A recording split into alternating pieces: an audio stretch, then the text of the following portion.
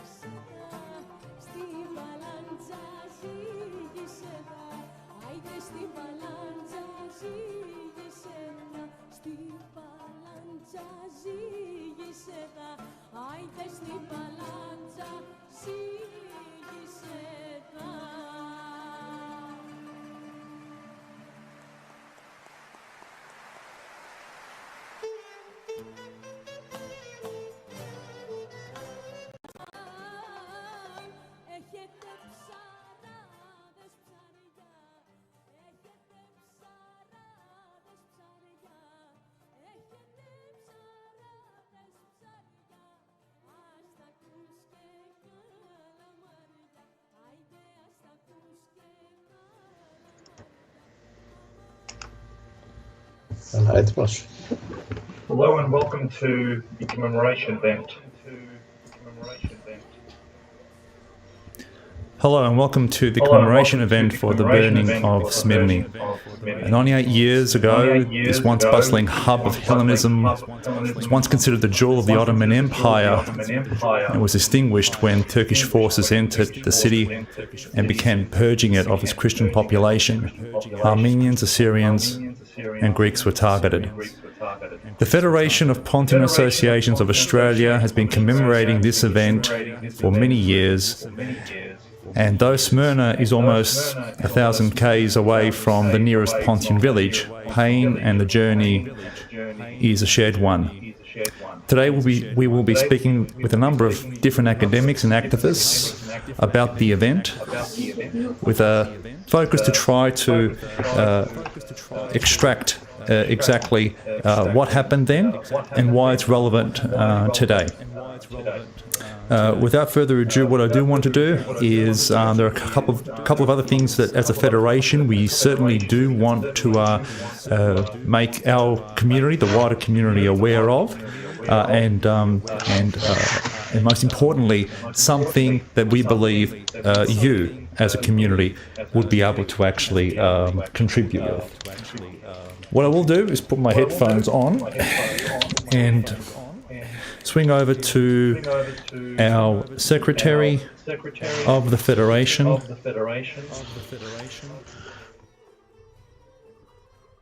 Καλησπέρα αγαπητοί φίλοι και φίλες. Γεια σου Νίκο. Νομίζω ότι έχουμε ένα μικρό προβληματάκι, Παναγιώτη, το λέμε και ζωντανά, αλλά οι ζωντανές συνδέσεις αυτά έχουν. Νομίζω ότι κάπου επαναλαμβάνεται η φωνή μας. Δεν ξέρω αν υπάρχει τέτοιο πράγμα, αλλά έτσι με ενημέρωσαν. Τέλος πάντων, εμείς θα συνεχίσουμε. Ελπίζω να μην έχουμε τέτοια προβλήματα τεχνικά. Προσπαθήσαμε να τα λύσουμε εδώ και 2-3 μέρες, να είμαστε πανέτοιμοι, αλλά οι ζωντανές αναμεταδόσεις πάντοτε έχουν τέτοια προβλήματα. Θα ήθελα λοιπόν και εγώ με τη σειρά μου να σας καλωσορίσω και να σας ενημερώσουμε ότι έχουμε άλλη μία ακόμα ζωντανή επαιτειακή εκπομπή, η οποία είναι αφιερωμένη στην καταστροφή της Σμύρνης και εμείς θεωρούμε ότι είναι το αποτέλεσμα μιας γενοκτονίας που ξεκίνησε από τα βόρεια παράλια της Μαύρης Θάλασσας, στη Μαύρη Θάλασσα, και κατέληξε, είχε το αποτέλεσμα δυστυχώς με την καταστροφή της Σμύρνης και την ανταλλαγή των πληθυσμών το 1922. Θα έχουμε τη χαρά να μιλήσουμε με πολλούς ακαδημαϊκούς, ανθρώπους που έχουν μελετήσει αυτό το θέμα, και πιστεύω και εσείς να το ευχαριστηθείτε από την άποψη ότι θα είναι μια επικοδημοτική συνομιλία, μια ενημέρωση πάνω σε αυτά τα θέματα. Νομίζω ότι μπορούμε να προχωρήσουμε στον πρώτο καλεσμένο. Παναγιώτη, τι λες, ή θα έχουμε κάτι διαφορετικό? Λοιπόν, Νίκο, όχι, έτσι να προχωρήσουμε. Το πρώτο κομμάτι που ήθελα να πούμε τώρα λίγο, και ήθελα να επιβεβαιώσω ότι ήθελα λίγο να μιλήσω για κάποιες δουλειές που γίνονται σήμερα, ειδικά πλευράς της Ομοσπονδίας μας και την Εθνική Επιτροπή. Ναι. Είναι σημαντικό να τονίσουμε αυτή τη δουλειά που γίνεται και να τονίσουμε και στους ακροατές πώς μπορούν να βοηθήσουν από τη δική τους πλευρά. Βεβαίως, είναι πάρα πολύ σημαντικό αυτό. Νομίζω ότι όλοι πρέπει να στηρίξουμε αυτή την τριεθνή προσπάθεια, ναι, γιατί είναι τρία έθνη που προσπαθούν όλα μαζί, και νομίζω έχουμε προχωρήσει σε ένα αρκετά σημαντικό και έτσι καλό σημείο. Βρισκόμαστε στον σωστό δρόμο, ενωμένοι και οι τρεις μαζί μπορούμε να καταφέρουμε πολλά. Ο λόγος σε σένα, Παναγιώτη. Λοιπόν, πρώτον, Νίκο, έχεις ακούσει άμα το τεχνικό πρόβλημα έχει λυθεί? Όχι, δεν ξανά με ενημερώσανε, οπότε φαντάζομαι ότι δεν υπάρχει το πρόβλημα, θα έχει λυθεί. Οκ, έγινε. Λοιπόν, για να πούμε λίγο σε μια ισοσελίδα και να προσπαθήσω τώρα να αλλάξω την οθόνη λίγο για να δούμε κάτι.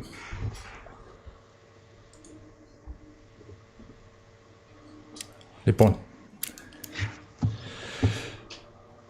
όπως φαίνεται εδώ, και κοίτα Νίκο, εγώ να ξεκινήσω ειδικά στα αγγλικά, αν θέλεις να τονίσεις εσύ κάποια πράγματα στα ελληνικά, να τα κάνεις. Νομίζω είναι πιο σημαντικό να τα πεις στα αγγλικά, γιατί ναι, οι περισσότεροι έχουν πρώτη γλώσσα τα αγγλικά και... Εντάξει. Okay, so one of the things that our community has been heavily involved in is in the creation and of something called the Joint Justice Initiative. Now, I think it's important to point out that with the Hellenic Council of New South Wales, in conjunction with the Armenian National Committee and the Assyrian Universal Alliance, it is through the Hellenic Council that our federation has been able to actually work with through these other communities. And specifically, I must call out our partners and our members in Sydney, New South Wales, who have been instrumental in helping us form this particular call to action on behalf of our federation. And what I want to, Alec, what I really want for people to understand and to look at is to go to the Armenian the Armenian National Committee website. It's anc.org.au, and there is a web page there called the Joint Justice Initiative. Now, what I want to highlight to everybody who's on the call right now is that at this on this website, the Joint Justice Initiative goes through an explanation as to what its purpose is. And our purpose is very, very, very simple, but very, very important. And that is to get as many senators as possible to sign up a call to action for the recognition of the genocide. So I think it's important to note that what we're looking at here, is an initiative to get the senators to support the recognition of the genocide. And the great thing about this website here, and let me just transfer back there to show you, is that depending on which state you live in, so for argument's sake, for those of us in Victoria, we'll click on there, and it will show you the number of senators from that particular state who have yet to sign the initiative. There is a very simple way, so all the contact details of those senators are there. There is a script, if you wish, you can follow. Otherwise, by all means, use your own initiative in order to be able to do that, and give them a call. And we really, really need our community to get behind this. We really need every single senator in the Senate to sign up to this. Now, there's been a great response thus far. A number of senators as well as lower house reps have already signed the initiative. I think that we've probably hit number 30 or 40, I'm not entirely sure. Every few days we get a new announcement by a senator or a lower house MP who's actually signed that up. But this, in order for us to be able to get enough support behind our goal to get recognition, this initiative is proving to be very, very effective. So, depending on what state you live in, Western Australia for argument's sake, grab the phone. These senators represent you. They represent regardless of which part of Western Australia, which part of the state you live in. There are 12 senators per state. Every single one of them needs to have us reaching out to them and asking them to support us. So we will be coming back to this website periodically throughout today's event. Today's event is not only about remembering what happened in Smyrna, why it's relevant today, but also what it is that we as Australians can do about it. And what we can basically do to garner recognition for the genocide. Νίκο, έχεις και τίποτα άλλο να συμπληρώσεις στα ελληνικά? Νομίζω τα είπες όλα. Πρέπει όλοι να προσπαθήσουμε να βοηθήσουμε αυτήν την μεγάλη προσπάθεια που γίνεται, να φέρουμε όλους τους γερουσιαστές και να τους φέρουμε κοντά μας και να μπορέσουμε να τους πείσουμε για τον λόγο που γίνεται αυτή η προσπάθεια, έτσι, αυτή η συνεργασία. Είναι ένα μνημόνιο συνεργασίας μεταξύ Αρμενίων, Ασσυρίων και Ελλήνων, έτσι, και αυτό μάλιστα έγινε στις 25 Φεβρουαρίου. Πραγματοποιήθηκε μια ειδική εκδήλωση στις 25 Φεβρουαρίου αυτού του χρόνου στο Ομοσπονδιακό Κοινοβούλιο της Αυστραλίας, όπου ξεκινήσαμε με τρεις γερουσιαστές, παρόντες βέβαια ήταν παραπάνω βουλευτές και συνεργάτες, διπλωμάτες, διάφοροι πανεπιστημιακοί κλπ. Αλλά καταφέραμε, όπως είπες και εσύ Παναγιώτη, να έχουμε στο πλευρό μας σχεδόν πάνω από 30 γερουσιαστές. Έχουμε ακόμα πολύ δρόμο, αλλά πιστεύουμε ότι όλοι θα προσπαθήσουμε να πείσουμε αυτούς τους γερουσιαστές να υπογράψουν αυτό το μνημόνιο συνεργασίας και να καταφέρουμε τελικά μια ομοσπονδιακή αναγνώριση σε όλη την Αυστραλία. Ακριβώς.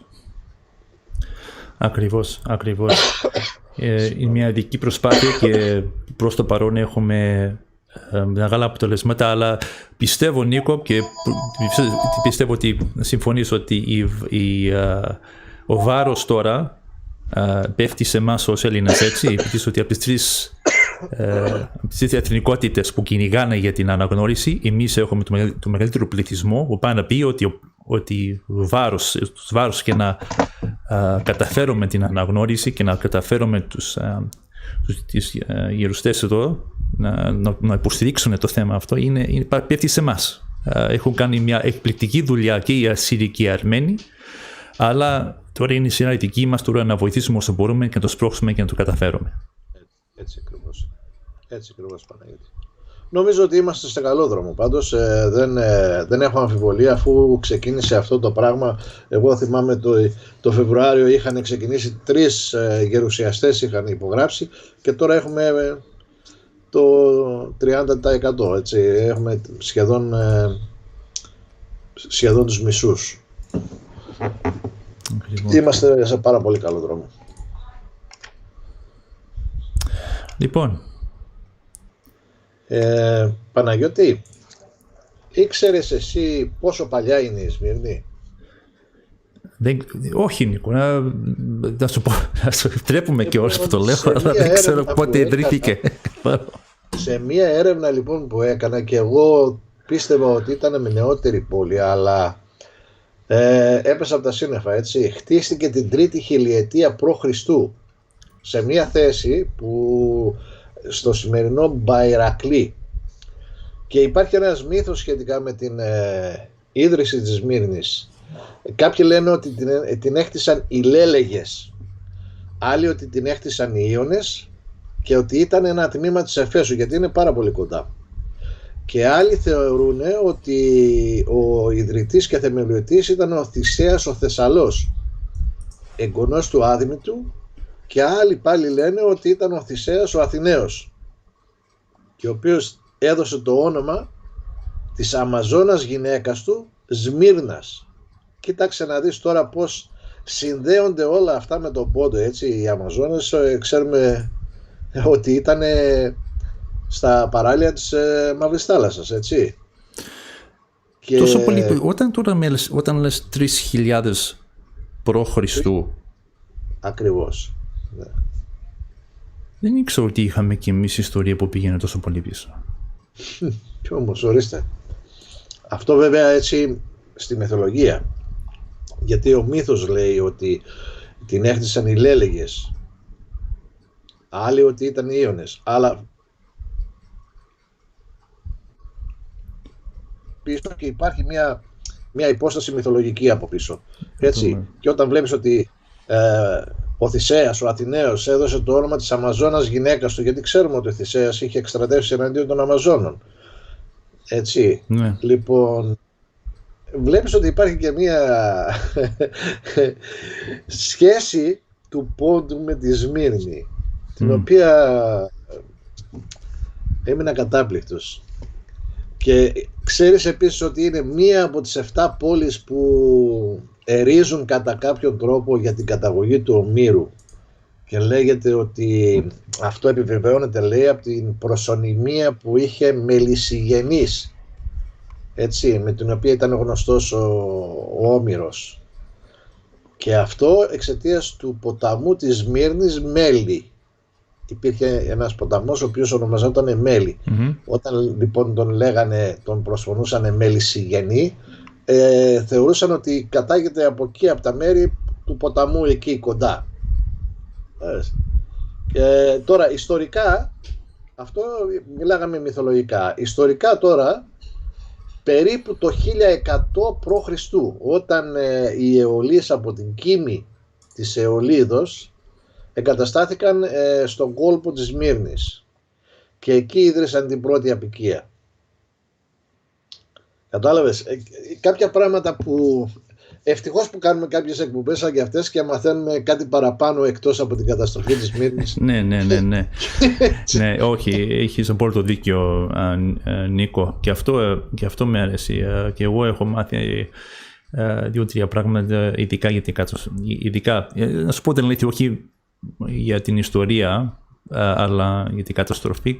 Κάθε φορά που ανοίγεις το διαδίκτυο για να μαθαίνεις κάτι, υπάρχει κάτι άλλο που έχει γίνει και που δεν το περίμενες ή δεν το ήξερες.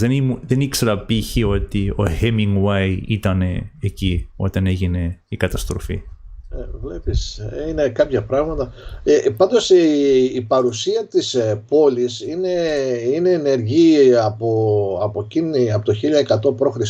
και μέχρι και τα ρωμαϊκά χρόνια. Έτσι, υπήρχε συνεχής επαφή και ζωή σε αυτή την πόλη. Εδώ βλέπω και διαβάζω ότι κατά τα ρωμαϊκά χρόνια υπήρχε ο χριστιανισμός που αναπτύχθηκε και διαδόθηκε κυρίως από την δράση του Απόστολου Παύλου, ο οποίος ήταν στη γειτονική Έφεσο, και λέγεται ο ιστορικός της Σμύρνης, ο Σολομονίδης, ότι από το 50 μετά Χριστόν λειτουργούσε στην πόλη Κυριακός οίκος. Δηλαδή υπήρχε ένας πυρήνας ανθρώπων χριστιανών, οι οποίοι άρχισαν να χρησιμοποιούν την πόλη ως να κάνουν την πρώτη εκκλησία κατά κάποιο τρόπο.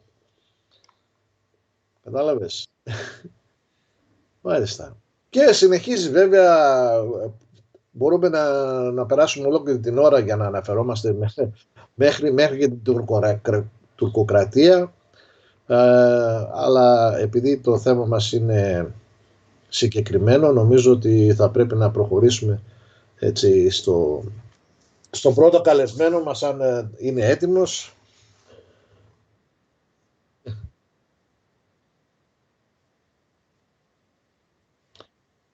Ναι.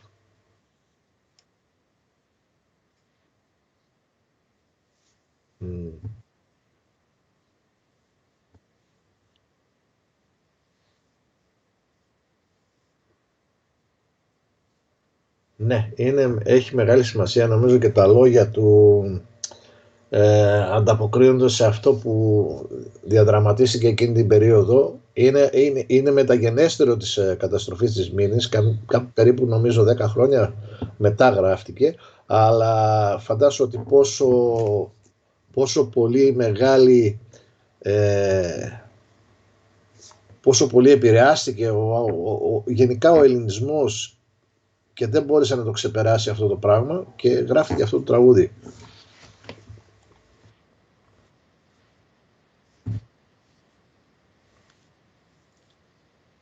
Ναι, ναι.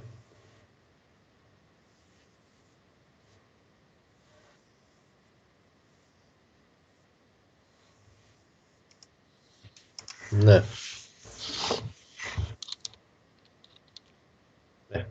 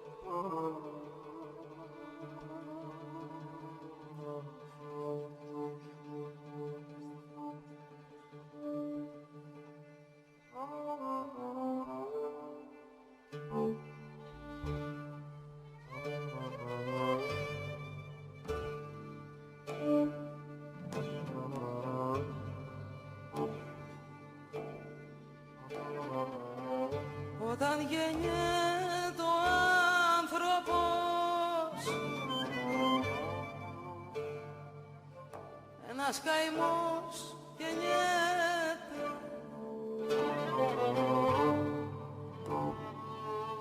κι όταν φουντώνει ο πόλεμος το αίμα δεν μετριέται.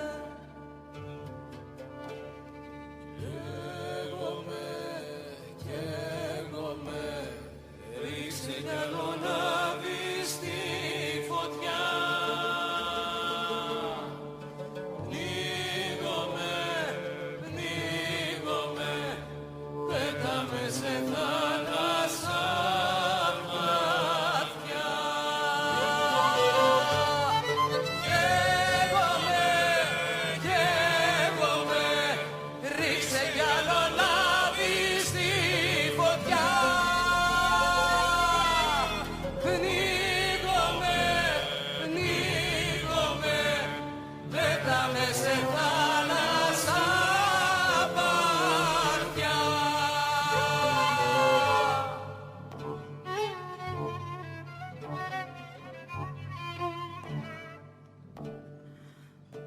Αμάν,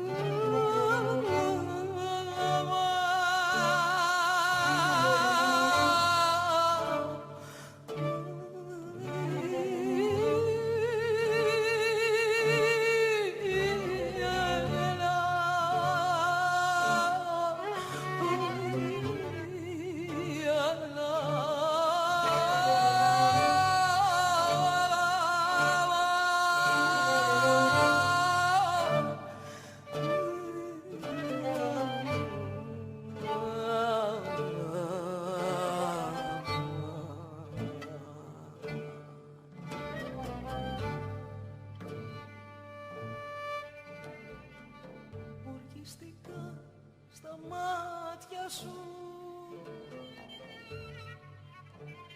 που τα χάσα βαγγέλιο τη μαχαιριά που μου δωκές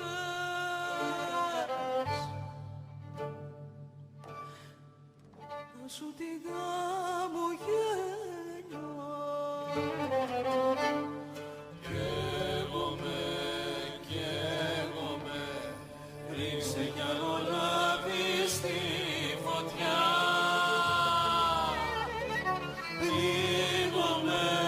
Πνίγομαι, πέταμε σε θάλασσα βαθιά. Καίγομαι,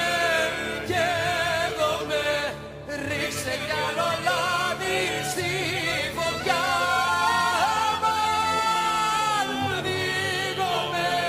Πνίγομαι, πέταμε σε θάλασσα βαθιά.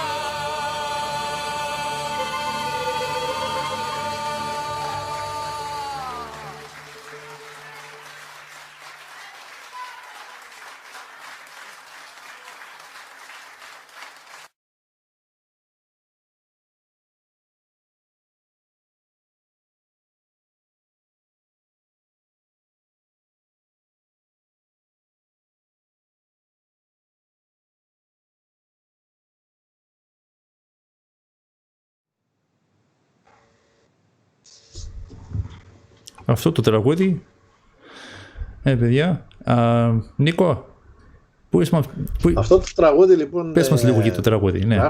Γράφτηκε από τον Γκάτσο το 1953 και ήταν ένα τραγούδι που μελοποίησε ο Σταύρος ο Ξαρχάκος. Το έχουν ερμηνεύσει διάφοροι, ο Τάκης ο Μπίνης, ο Δημητράτος, Τσίγκος, Ματζόπουλος κλπ. Αλλά σημασία έχει έτσι αυτά τα λόγια που λέει ανταποκρίνονται έτσι με κάποιο τρόπο σε ένα παράπονο και αναφέρονται, πιστεύω εγώ, σε αυτό που συνέβη στη Σμύρνη, γιατί το ρεμπέτικο, όπως ξέρεις, ξεκίνησε από εκεί πέρα, από τη Σμύρνη, από τα παράλια της Μικράς Ασίας. Έχει ένα παράπονο.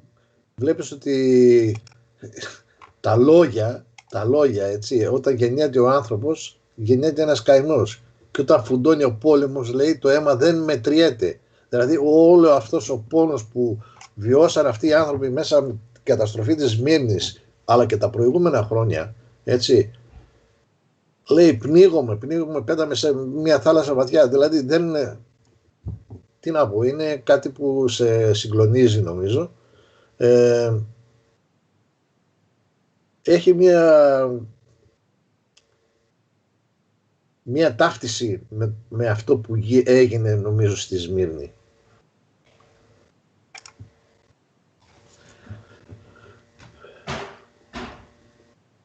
Μιλάω όχι, ταύτιση.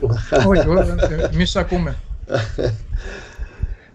Αυτά έχω να πω εγώ, δεν είναι κάτι, ούτε ειδικός είμαι, αλλά έτσι το αισθάνομαι εγώ, όποτε το άκουγα, το μυαλό μου πήγαινε εκεί πέρα, στην καταστροφή της Σμύρνης. Έτσι λοιπόν, περίμενε λίγο, νομίζω ότι έχουμε τον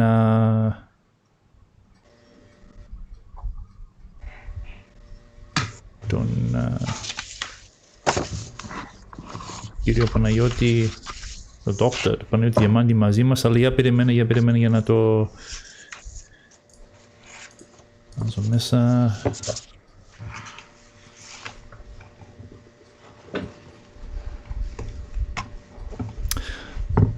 Λοιπόν, Dr. Παναγιώτη, γεια σας. Καλησπέρα, χρόνια πολλά σε όλους. Καλησπέρα Παναγιώτη. Λοιπόν, ελπίζω να είστε όλοι καλά, ειδικά αυτή τη δύσκολη εποχή, και συγχαίρω σαν Παναγιώτη, σαν άτομο, την πρωτοβουλία σας σήμερα σαν Ομοσπονδία Ποντιακών Σωματείων Αυστραλίας να τιμήσουμε αυτή την πολύ μαύρη, πολύ θλιβερή επέτειος του ολοκαυτώματος της Σμύρνης, και χρησιμοποιώ επίτηδες αυτή τη λέξη ολοκαύτωμα, γιατί έτσι με αυτή τη λέξη αναφέρθηκε και ο τύπος της εποχής στα γεγονότα του εμπρισμού της πόλης. Δεν ήταν τυχαίο ότι είναι εσκεμμένο σχέδιο να καταστραφεί η πόλη, έτσι ώστε οι κάτοικοι της, οι γηγενείς κάτοικοι της, οι ιδρυτές της, οι Έλληνες, να μην ξαναγυρίσουν. Thank you there, Panayoti. And firstly, thank you for joining today on this special occasion. What I really want to do is I want to ask you one or two questions. You already saw today. Well, we've already mentioned beforehand the effort that the Joint Justice Initiative, together with the Hellenic Council, our federation, are undergoing with trying to getting support from Australian senators, in recognising the genocide. And we thought this would be an opportune time to remind people as Australians what we could do in order to be able to help out. I suppose it would also help if we understood a little bit about Australia's involvement or Australia's views on Smyrna and at the time where it basically happened. And there's no doubt you've actually got a fair bit of knowledge and experience with regards to that. So could you talk a little bit about Smyrna and it's in Australia's relationship with that city? The relationship actually goes back, as far as I know, as far as I've been able to find, to the 1860s. Wow. When Smyrna was a major export centre, particularly of what was known then as the Smyrna Sultana, the raisins. Oh, really? This was at a time before the dried fruit industry was developed in Australia, in the Sunraysia district of Victoria, in which survivors of the genocide in Smyrna and the Smyrna region played a very important role in developing the dried fruit industry in Australia. We'll talk about that later. But as early as the 1860s, Sydney was importing sultanas raisins from the port of Smyrna. So there were trade connections going way back. When the catastrophe, when the Holocaust of Smyrna happened, and as I said in my comments earlier in Greek, I deliberately used that phrase because this is how it was referred to in the media Really? at the time and afterwards. Yeah, the term Holocaust with a small h. Particularly, well, the most prominent example is the National Geographic of November 1925, a journalist called Melville Chater. There are still copies available of it on the various websites. You can buy an original copy of it. I do have a copy of it. There are 52 photographs in this, particularly relating to Smyrna before and afterwards, before and after the Great Fire. And he uses the phrase Smyrna Holocaust, or the Holocaust at Smyrna.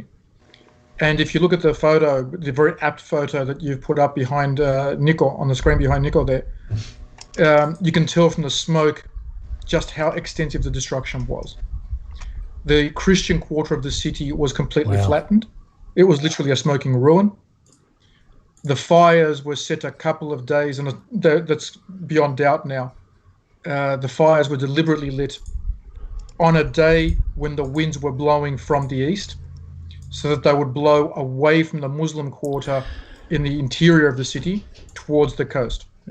So destroying what were known as the Greek, the Armenian, and the Latin, or the European quarters of the city, which were strung out along the port area. You've got to be kidding me. In the inland neighborhoods away from the port area, at the foot of the hill of Mount Pagos, Pagus in English, is where the Muslim neighborhoods were concentrated, and the fires were set deliberately they waited until the winds were in the right direction to blow it towards the sea. The fires, despite the propaganda of certain apologists, the fires did not begin when the Greek army evacuated the city. The fires began 3 or 4 days later, after the first Turks had entered the city, the first Kemalist forces had entered the city, which is today. The anniversary is today, 98 years ago today. Now, to come back to your original question about Australia, you really need to look at two main sources. One, of course, is the newspapers of the time. We're talking about in an age before television, really before radio has really started to take off. So newspapers were the main source of communication. Yeah. The Smyrna fire, the Holocaust at Smyrna, was front page news for a week in Australia. In all the papers, in the Argus of Melbourne, the Sydney Morning Herald, all major newspapers had the events, day by day accounts going for over a week consistently on the front page.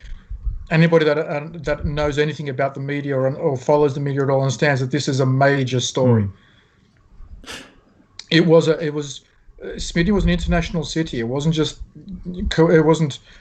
because it was the apex of a decade-long policy plan to eradicate all non-Turkish presence in Anatolia. So beyond the recording by particularly British, there were a few Australians there in Smyrna at the time as well, but particularly British journalists. The most striking example that I can think of actually an Anglican reverend who was the rector, the parish priest of the Anglican Church in Smyrna, Reverend Charles Dobson.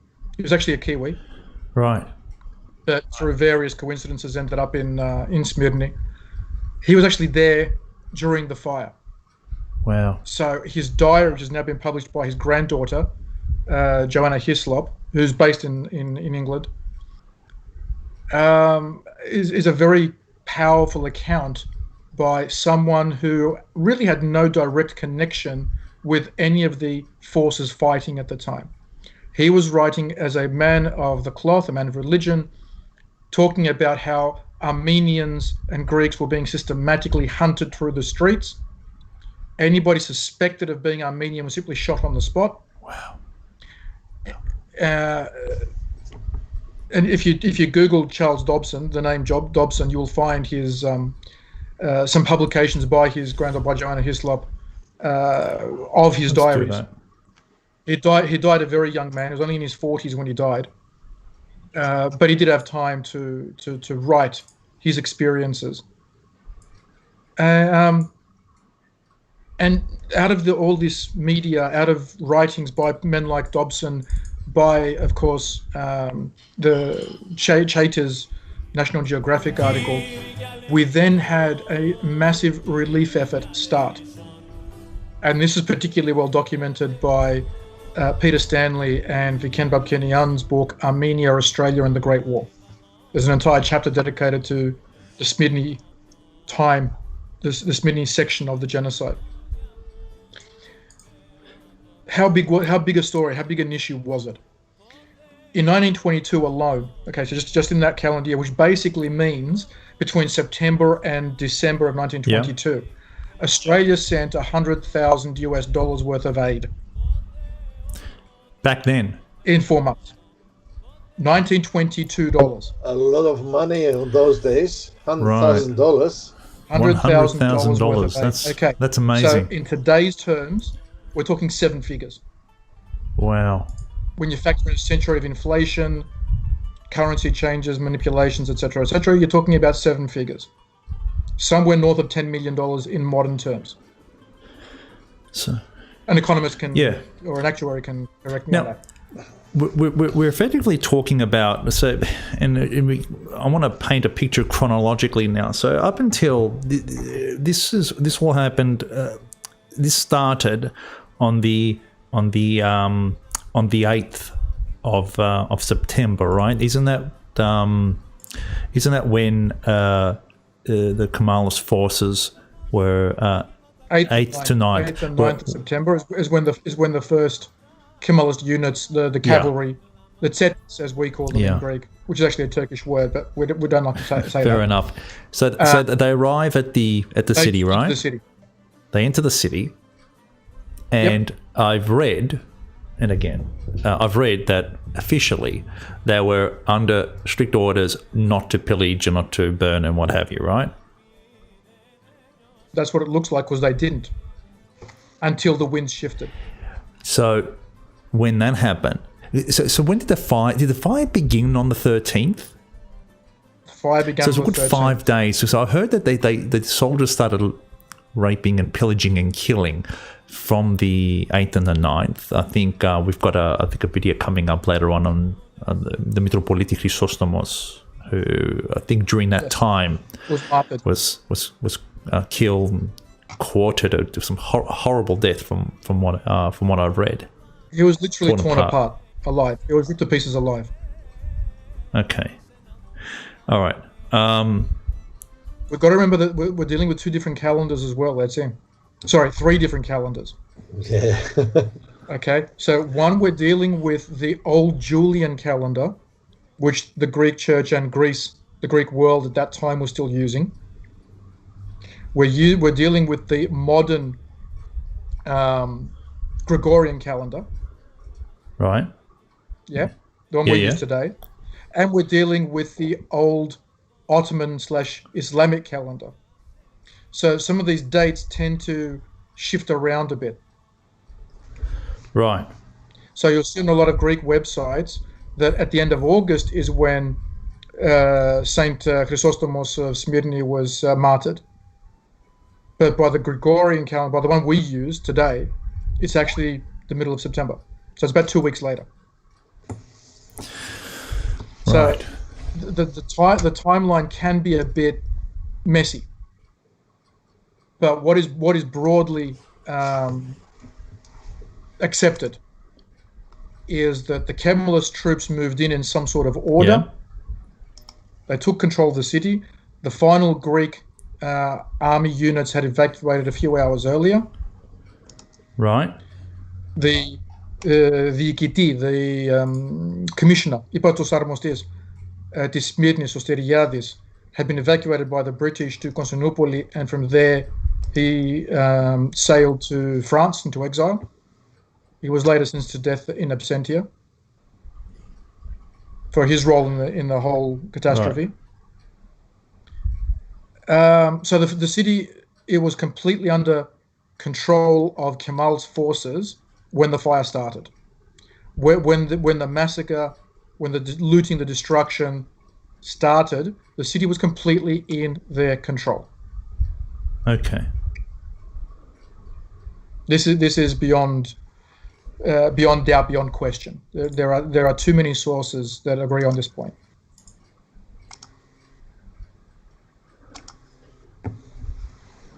Right. So essentially now we want to highlight, and particularly another great source, much earlier than today's source, is Marjorie Dobkins, Giuseppe Dobkins' book Smyrna, 1922, which she wrote, of course, because part of her family tree was from Smyrna. Okay, then. And this is again where, and this also links in with the Trelaw family legacy, yeah. Trelaw legacy in yeah. Greece, in a number of ways. Not only because this is the time, this is when he arrives in Thrace, in Greece, in October of 1922. Right. But also because his wife's family had a branch in Smyrna. Right. His wife's family were what is known as Levantines. Levantini. Okay. So they were 3 or 4 generations in the Mediterranean, originally from England.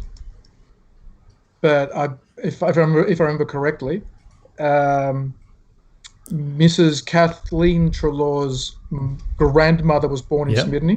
So her great-grandparents had migrated to Smyrna, settled in Smyrna. Kathleen herself was born in Constantinople. And it's in Constantinople where she met George Devine Trelaw. Right. So again, there's another Australian Smyrna Constantinople connection through there. Amazing. A lot of connection with the Australian Absolutely history. Amazing. Absolutely amazing. This is one of the things that I believe it's our federation's role, as well as all the member associations' roles, as well as every Hellene's role, is to consistently highlight that Australia does not develop in a vacuum. We were on we as Australians now, it's in. We as Australians, the Australian people, the Australian government, the Australian Commonwealth was involved in international affairs from day one. Right. All right. We militarily, the Australians were involved in the South African wars of the 1890s, in the Sudanese campaigns of the 1880s, in the Maori wars of the 1840s and 1850s in New Zealand, in Aotearoa. The same with the catastrophe. Let's bring it back to our point today. The same with Smyrna. They were trading with Smyrna. Australia was importing from Smyrna. The Smyrna story was big news in Australia. Australians sent a lot of aid, particularly food and clothing, but also cash, to the survivors. Whether these survivors had gathered in Smyrna or in Constantinople or in parts of Thrace and the islands under Greek control. Once the immediate emergency had passed, some of these Smyrna survivors were brought to Australia and became the fathers of the dried fruit industry in Sunraysia. It's amazing how these histories are interconnected like that. This is history, Panayoti. This is history. I mean, history. I'm going to sound my big fat Greek wedding here now, but the very word history. What is it? How does it translate from the Greek? It just means stories. True. It does mean that. What people did. What life threw at them, How did they deal with what life threw at them? This is history. It's not just what did Churchill decide to do, and Churchill was very deeply involved in this as a parliamentarian at the time. What did David Lloyd George, the Prime Minister at the time, decide to do, etc., etc. But it's also, what did Charles Dobson, a reverend, an Anglican parish priest in Smyrna, what did he decide to do? Why did he decide to risk his life to save a young Armenian man and to hide him in the church when he knew that outside the Tzetes, the Kemalists, were hunting down anybody that looked Armenian? So he was risking his own life, literally. All right. Why did Trelaw leave a very promising career in the British military? He was still a major in the British military at this time. He only resigned a little bit later. Took up a job with the League of Nations as Commissioner for Refugees and ended up in Traki. Why? All right. This is history. It's not just the big picture stuff. It's very much the little picture stuff. How did these people's decisions affect each other? And 100 years later, affect us. Yeah, and that's where I really wanted to come to. I really wanted to actually ask you about that. Today, 98 years later, and it seems that not too far off the coast of Smyrna, we find the East Mediterranean in a very, very precarious situation, right? Agreed.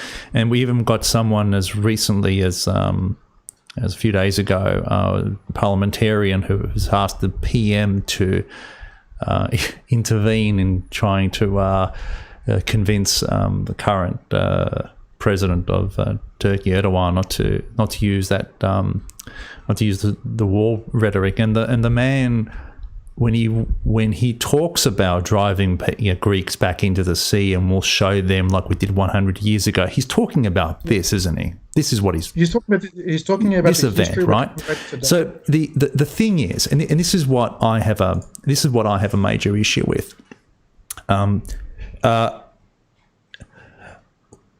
It is amazing how a country, a NATO ally, can use a horrific aspect of its past. It's no different, honestly, to whether it be the Americans, the Brits, the Germans, looking back at their very checkered history and horrific past, and using one of those examples when they're making threats. I mean, could you imagine the Brits turning around and even though the Falklands War is nowhere near a good comparison at all, but imagine the Brits turning around to the Argentinians and saying, "You toe the line, otherwise we'll send your country back to where it came from, like we did, 40 years ago or 50 years ago." You just can't imagine any democracy, Western democracy, any civilized country looking to its past, its record of past atrocities,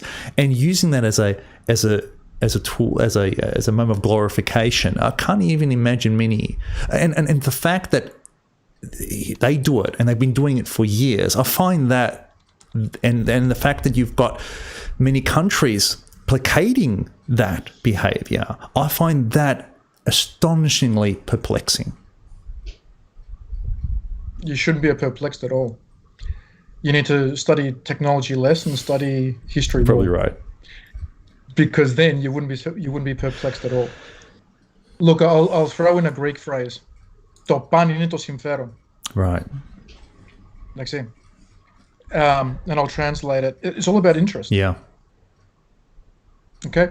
A brand new book came out just in the last few months. I'm about to write a review of it on what the US Navy recorded, documented, wrote down, transmitted. The US Navy, yes? Mm-hmm. In 1921 and 1922, not at Smyrna, but in Pontos. Right. All right, the book's just been published. That's going to be interesting. The book is 95% transcripts of US Navy reports. So officers on US Navy ships in the Evxynos Pontos in the Black Sea reporting back to Washington, to the Secretary of the Admiralty, of the Navy. Sorry, Admiralty is the British phrase. Secretary of the Navy in Washington. What they're seeing, day after day, deportations, massacres, mass drownings. And the American admiral at the time, a guy called Mark Bristol, blocking a whole bunch of these reports even reaching Washington, and allowing only what he termed the Greek atrocities against Muslims to be transmitted to Washington. Why? Because Mark Bristol's friends and himself had secured a whole bunch of economic concessions, trade concessions, construction concessions to rebuild Anatolia after the war from Kemal's government. Wow. The same today with Germany. Germany is very soft on Ankara for a very simple reason. There is a massive German investment in Anatolia. Right. I think they have some car industries there. Yes. Apart from the car industry is just the tip of the iceberg. There's a whole bunch of tourism infrastructure. There are billions in bank loans. Okay, you look at the European Union. Which countries in the European Union today are soft on Ankara, and look at how much each of those countries has invested in the country, and you'll see that the ones that are softest on Ankara are the ones that have the highest level of investment in the country. Unbelievable. But this is where this issue of the AOZ, of the exclusive economic zones, Right. which is what they're arguing about now. Yeah. And the international law is completely on the Greek and the Cypriot side. Let's be absolutely clear about that. Yeah. You can go to any treaty you wish. The waters that Ankara is now claiming as the Mavi Vatan, the Galazia Patrita, the blue homeland, belongs to Greece and Cyprus. I think under international law. Now, where does this impact Australia? That if Ankara's arguments that islands do not have exclusive economic zones, do not have EEZ, AOZ, as we say in Greece. Okay? If their argument succeeds to be ratified, to be accepted by the world, Australia will lose half its exclusive economic zone. Think about it. Yeah, well, Australia is a big island, huh? Not only is Australia a big island, Nico, it's also the islands off Australia. yes, absolutely. Absolutely. So think about okay, you guys from Melbourne, and it's okay, you've got the Bass Strait, and then you've got Tasmania, so that's not a big deal. But what about, what's between Tasmania and Antarctica, which is Australian territory? Yeah. It's my solution for a certain social problem. It's where I would dump all our hardcore criminals. A place called Macquarie Island. It's 2,000 kilometres south of New Zealand. It's halfway between New Zealand and Antarctica. It's Australian territory. So all the waters around it for 200 nautical miles is Australian territory. Let's go to the Indian Ocean, which is more important. The Christmas Island, the Cocos Islands, the Keeling Islands. Go off the coast of Queensland. You go out to Lord Howe Island, to Norfolk Island. Amazing. All the resources around these islands belong to Australia. If Ankara's argument succeeds, that islands do not have their own rights, Australia loses all that territory. So this issue is not just a Greek-Turkish stoush. Yeah. This is very much an international law issue. That's gonna be having effect also for Great Britain. The three countries that are most affected are Great Britain, France, and the United States. So, Panayoti, think about Hawaii. Hawaii controls half the North Pacific. So what I wanted to ask you, because I know we could talk about this for a while, but we can. With the 1 minute we've probably got left before I galesi you senator for Terry Stavridis to jump on board. I wanted to basically ask you what as Australian Greeks, and I suppose this goes out to any Greek from the diaspora, well, so let's say as Australian Greeks, what should we be doing now in order to be able to either help Greece with its current situation and or get this genocide recognised in Parliament? There's a number of issues there. So first of all, the recognition in Parliament is we contact our local MPs and we contact our local our regional senators, our state and territory senators, and tell them this is an Australian issue. This is recognising Australian history, because we have Australians who witnessed the Anzac prisoners of war. We have Australians who rescued physically. We have Australians who participated through donations from all over the country, not just Sydney or Melbourne, from all over the country. Okay, and that's a whole story by itself. So this is very much an Australian issue. How can we help Greece? Is by making very clear to the same politicians, but also to their staffers, to bureaucrats, to the media, to anybody that will listen, whether it's a local councillor or the Prime Minister himself, who has a very big Greek community in his electorate. We have to actually really, really up our game when it comes to advocating, don't we? We really do. That this issue is not just a Greek-Turkish stance. This is an issue of international law, and if Ankara gets its way, Australia will lose substantially. It'd be a domino effect, wouldn't it? The domino effect. Agreed. That if their arguments gain precedence in law, Australia will be one of the biggest losers. Okay. Well, Panayoti, as always, thank you so much for joining. Thank you for the invitation. Thank you, Panayoti. Άσε καλά. Και εσείς, παιδιά, καλή συνέχεια και με το keep safe. Keep safe there in Sydney, okay? We will. Thank you. Να είστε καλά. Γεια σου, Παναγιώτη. Έλα, Νίκο. Ενδιαφέροντα πράγματα που δεν ήτανε. Παναγιώτη, είδες, μαθαίνουμε αρκετά πράγματα. Δεν ήξερα ότι υπήρχε τόσο μεγάλη και στενή σχέση με την Αυστραλία, παρόλο που ξέρουμε ότι είχαμε τον πόλεμο στην Καλύπολη εκεί με τα στρατεύματα, αλλά δεν ήξερα ότι είχαν και σχέση και με τη Σμύρνη και ειδικά για θέματα εμπορίου, και πόσο μάλλον και για τα $100,000 τα οποία δώσανε έτσι ως βοήθημα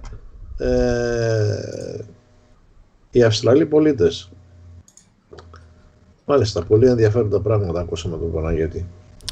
Εγώ συμφωνώ. Τώρα να προσπαθήσουμε τώρα να φέρουμε και τον κύριο Σταύρο Σταυρίδη στην παρέα μας. Terry, can you hear me? Yes, I can hear you, man. Just hang on. Just let me put on my screen. There we go. So Terry, let me just bring up your very wonderful face right there. There we go. There you go, Terry. How have you been, mate? How have you been? Very, very different from this morning, isn't it?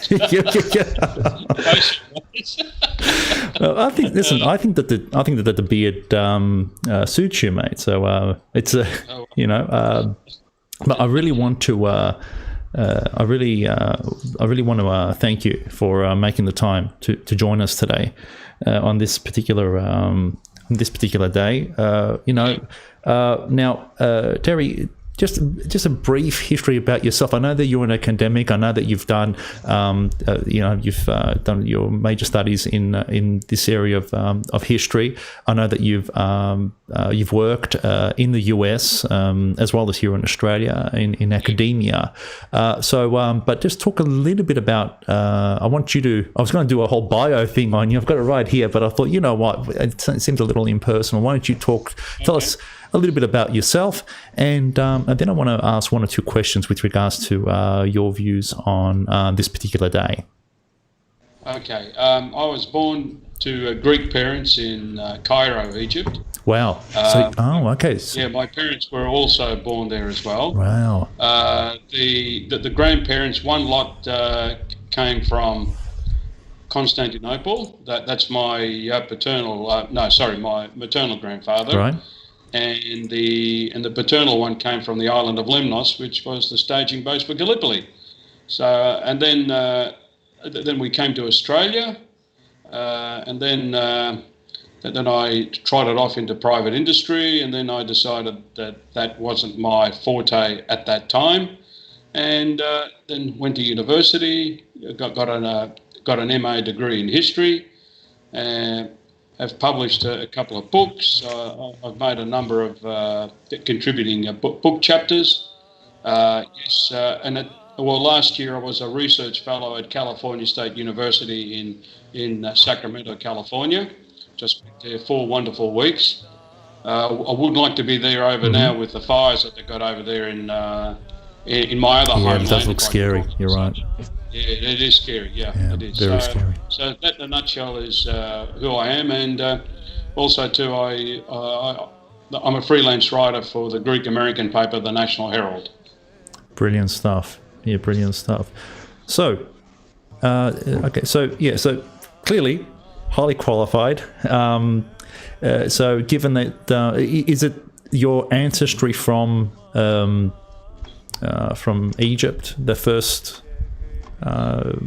Well, my parents were born in Egypt, like me. Yeah.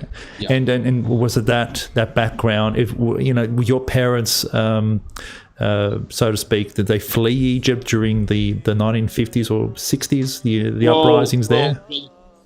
Well, the thing is, my father actually loved Egypt. He didn't want to leave. It was my mother that kept pushing him, because she had some of her siblings already over here. He said. Yeah. So that's why we came. Otherwise, who knows where we might have gone to the States. We could have gone to Brazil. Who knows? Argentina. No one knows. Yeah.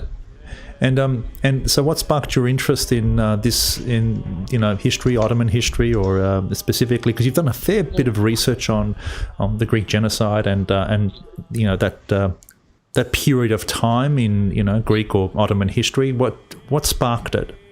Well, it's really interesting. I remember as a young kid, particularly my mother would say about Armenians being thrown off balconies in Cairo, Egypt, and that sort of like sparked my interest. And also too, apparently where I was growing up in Cairo as a very young child, I predominantly grew up in an Armenian Jewish quarter of the city. Really? So I suppose that's it. And then of course my dad fighting in World War II at El Alamein, which was one of the great battles of North Africa, which had a decisive thing in rolling back the Nazis in that part of the world. So I suppose all these influences played their part. But what really sparked my interest more so than anything else, that was the beginning. But what really lit the fuse to move forward was when I was an undergraduate student at Deakin University, we did a course subject called European Diplomacy from the Concert of Europe from 1815 to 1914. And we had 1 week we did completely on the Greek War of Independence. And that, for some unknown reason, that just sort of resonated with me. And I ran with it ever since. Okay. So that's my background. Right, so pretty colourful, pretty interesting. So, with regards to Smyrna, admittedly, this is a particular event that Pontians, I know when I was very young, we didn't talk about much, we didn't commemorate it much, unlike today. Today, our community pretty much considers a day like this, or this event, as important as when we commemorate the 19th of May. It's just seen a huge progression of interest and effort made by Pontian communities throughout the world on this, and I think that it has a lot to do with some discussion on Greek genocide, Pontian genocide, and all that have, but also the extra level of work that's coming out and materials coming out specifically on the catastrophe, the burning of Smyrna. What is it that makes the burning of Smyrna so potently significant? I mean, because, the genocide went on for over 10 years, right? And it happened all over Asia Minor. And yet Smyrna seems to have, it was burnt into the consciousness of every Greek, that one event. What made it so significant? And you do, and in saying that, there is also a little. I also want to ask you another question on some of the non-Greeks that were there at the time and with what they saw, and what you know about that. Okay. Well, for a start, if we think of it, say, purely from a Greek perspective, it basically meant the ending of nearly 3,000 years of Greek presence in that part of the world.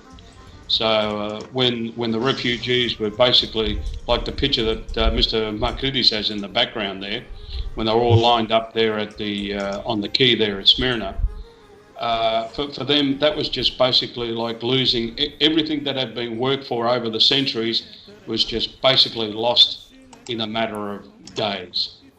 It was just like sort of like having a beautiful tree that's been growing over centuries, then all of a sudden you just take the chainsaw and you cut it and it falls to the ground and that tree will never grow again. So that's the kind of analogy that one can use with the refugees, those Greeks who fled Smyrna, never to return to that beautiful city that in many ways was actually the jewel in the crown of the Ottoman Empire, because it also was a multi-ethnic city, a multilingual city. It was a very important trading port as such, and basically the communities that lived there, Turks, Greeks, Armenians, and all the Levantines that lived there, they all got on well. Yeah. At times. I mean, and of course, when you had war and all that, well, of course, you had persecution taking place. But there were times where they lived reasonably quite well with each other. Right. Now, and of course, what sort of is etched in our memories as well is seeing that great fire, Right.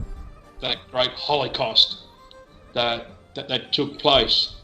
And I'd like to actually remark this. Back in 2004, I went to a genocide conference at California State University in Sacramento. Mm-hmm. I was the only guy there to present a paper on the Greek genocide. And I was asked by many people, there was a Greek genocide? I said, oh yeah, there was. Really? Yes, there was.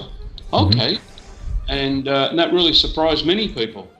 And of course, what I explained to them was that nearly over hundreds of thousands of Greeks that lived on that western littoral of Asia Minor, were basically, some died, of course, and those that were fortunate enough to survive left. But I said, but the greatest crime that was committed in many ways was when you had around 15 to 20 Allied ships sitting in the harbour there, basically doing nothing to save the lives of the refugees.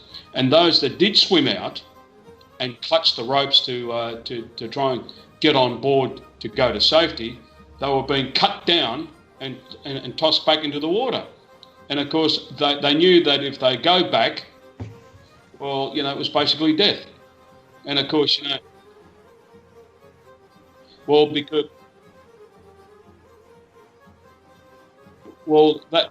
that might be a factor, but a lot of it also too is that at that stage, especially Britain, France and Italy, who were our supposed Allied friends, had basically declared neutrality in the Greek-Turkish War after the return. You see, all this trouble stemmed from one very simple thing. The loss of Venizelos in the November 1920 election and the return of King Constantine to Greece as such. And of course, when the Royalists won the election, they decided very quickly to hold a plebiscite or a referendum to ask the Greek people, do you want Constantine back, yay or nay? And the overwhelming majority said yes. And of course, the Allies tried to sort of tell Greece subtly if you bring him back, well, we're just going to cut you loose. And of course, once he came back, well, they actually cut off, credit. In other words, money. Yeah. And arms and other supplies that would have been very important to the Greek army. So basically, Greece, after December 1920 onwards, had to fight fight with its own meagre resources.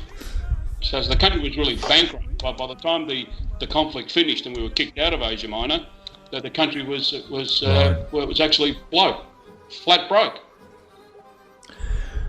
So of the I think of the ships that were there. There was something that you've already mentioned and to me, but also we're talking about recently with regards to the Japanese. And I know that Sofia Kotanido, who we are going to have on this program a little bit later on, did some sort of exhibition on that. I was shocked. Honestly, I was really, really shocked. I had no idea that the Japanese had a ship there. Well, this came really by accident, and it goes back to 2004 when I was in Sacramento at the Genocide Conference. I heard someone actually mentioning about this Greek fella came up to me and he said, "Do you know of a Japanese ship that was in Smyrna?" I said, "No, that's news to me." Well, okay. So what I did was when I came back to Melbourne, I started searching through Admiral Bristol's war diaries in the State Department collections, and I went through old newspapers of that time, and there was reference to an unnamed Japanese ship that saved people. It didn't say how many people it saved or who the name of the ship's captain was, but there was this unnamed ship. Right. And even George Horton, in one of his dispatches to the State Department, mentions about an unnamed Japanese ship that did some good in saving these poor souls from Smyrna. So that sort of went by. So I wrote initially sort of an exploratory paper on my findings, and then some years back now, I can't remember exactly, was it 6, 7 years ago, 8 years ago, I forget, I actually came across the actual name of the ship, right, and the name of the captain, who had the name of Lou, which is not a Japanese name.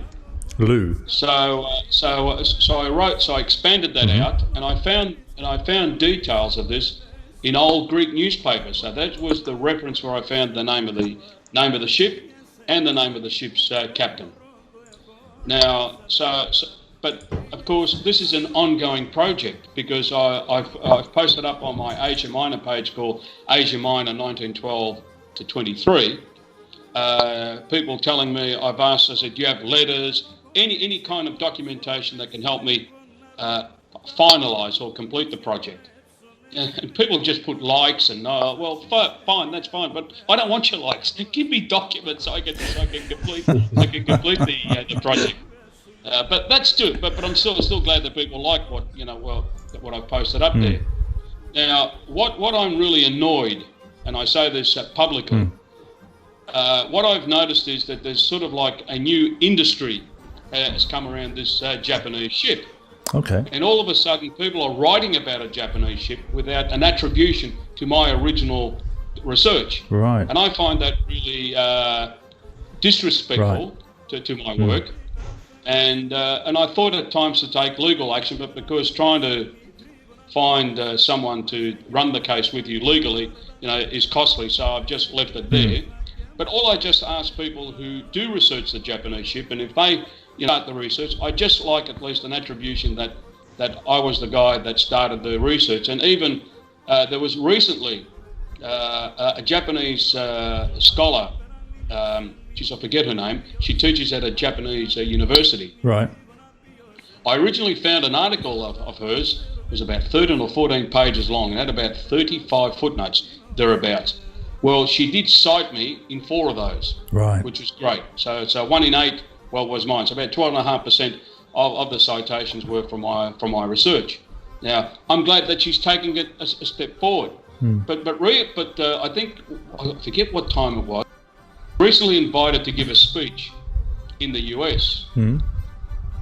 And she talked about the Japanese ship and all that without one reference to my research, and that really angered me because the thing is that if I was using your work, Peter, or Nick's research, I would give you an acknowledgement that that I'd like to thank you for making this information available.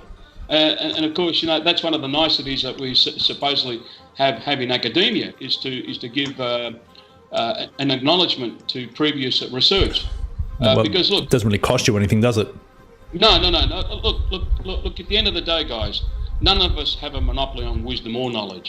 All we're just doing is just adding another layer to that level of knowledge that we've had in the past. So we just so we've been up to stage 8. We add up to 8, 9, and so later on, other scholars, may run with it and do a better job than what we've done. I mean, this is the whole thing. It's just pushing the boundaries of knowledge further and further out. Absolutely. So, what would you say has been what was the most significant aspect of the Japanese ship? Have you found out how many lives they saved? Where they took these survivors to? That they attempted Pedao, Athens, for argument's sake? They took, from memory now, so don't quote me, it either was 823 or 825 Greek and Armenian refugees. Wow. And they took them to Smyrna. Now, they threw their entire cargo into the Bay of Smyrna, which was tea and china and silver, whatever it was. Very expensive cargo. And they took them to Smyrna, to Pedao. To Pedao, yeah. And of course, when they arrived there, they were, according to some reports that I've read, that they were well treated and they were shown kindness and respect by the Japanese captain. Now, according to one newspaper report, was that the Turks refused to hand over these individuals to the ship's captain, and the ship's captain said, "Well, if you do this, we will embarrass you. We'll use our high commissioner in Constantinople," and he upped the ante in terms of that. So the Turks said, "Okay, take them. It's off our hands." Amazing. It's amazing how many. It's amazing how many lives were saved by people who really took a risk, especially for strangers, right? For not even a fellow Greek. He's just someone that just saw the travesty of what was happening and said, we have to do something about it. It is an amazing story. It's a great piece of history that you unearthed. I think that we should start talking about it a little more. I think we talk a fair bit about the catastrophe as to what happened, but I don't think we discuss the heroism that occurs during that time and the people that actually they should be thanked for whatever they could do during that time. I know that we've... Παναγιώτη, συγγνώμη Δράκη. You go on, Nico. Ναι. Νομίζω ότι εκτός από τον ηρωισμό πρέπει να αναδείξουμε και τον ανθρωπισμό που δείξανε, που είναι πάρα πολύ σημαντικό, διότι στη σημερινή κοινωνία μας δεν υπάρχει αυτός ο ανθρωπισμός πλέον, υπάρχει μόνο το συμφέρον και δυστυχώς πρέπει να αναδεικνύουμε και τα δύο, και τον ηρωισμό και τον ανθρωπισμό. I think that's what Mr. Makrides said is really spot on. As such, the Japanese captain showed great humanitarianism in ditching his cargo to save those people, and also too when you get George Horton praising an unnamed ship and an unnamed captain, that in itself is very significant as such. And of course, I take probably the greatest quote from George Horton when in one of his last dispatches, I think it may have been either his last or second last dispatch from Smyrna to the State Department, when he said, the greatest thing that I took away from him was when he saw the burning of the city and whatever, I was ashamed to be a member of the human race. That in itself is a very, very telling amazing statement. Very telling. So And he was, look, it's regrettable that, that America, he was one of the very, very few American diplomats that actually spoke a foreign language, because most of them just spoke English. Even then. Yes. Okay. As such, look, George Horton was actually, at times, he was the dean of the diplomatic corps. Right. In Smyrna. Yes. You see, what happened was when the Ottoman Empire was at war with the Western Allies, America never declared war against the Ottoman Empire. It just severed its relations in April 1917. So, but before that, George Horton was the dean of the diplomatic corps there, as such. But then, of course, when America severed its relation, then of course he left and went to Thessaloniki until he was recalled back in I think it was April or May 1919 to resume, and then until his last posting when he left in September 1922, and then I think in 1924 he actually took up some diplomatic post in Budapest in Hungary. After that, I'm not certain what his future was, what he did and all that. But I'd be very interested to sort of read. There's a scholar in America called Ismini Lamb, who apparently is writing a biography on Horton. So I'm just curious to sort of see what her sources are, as such. So I sort of think that she may have used, I don't know, I'm guessing here, and is possibly State Department documents.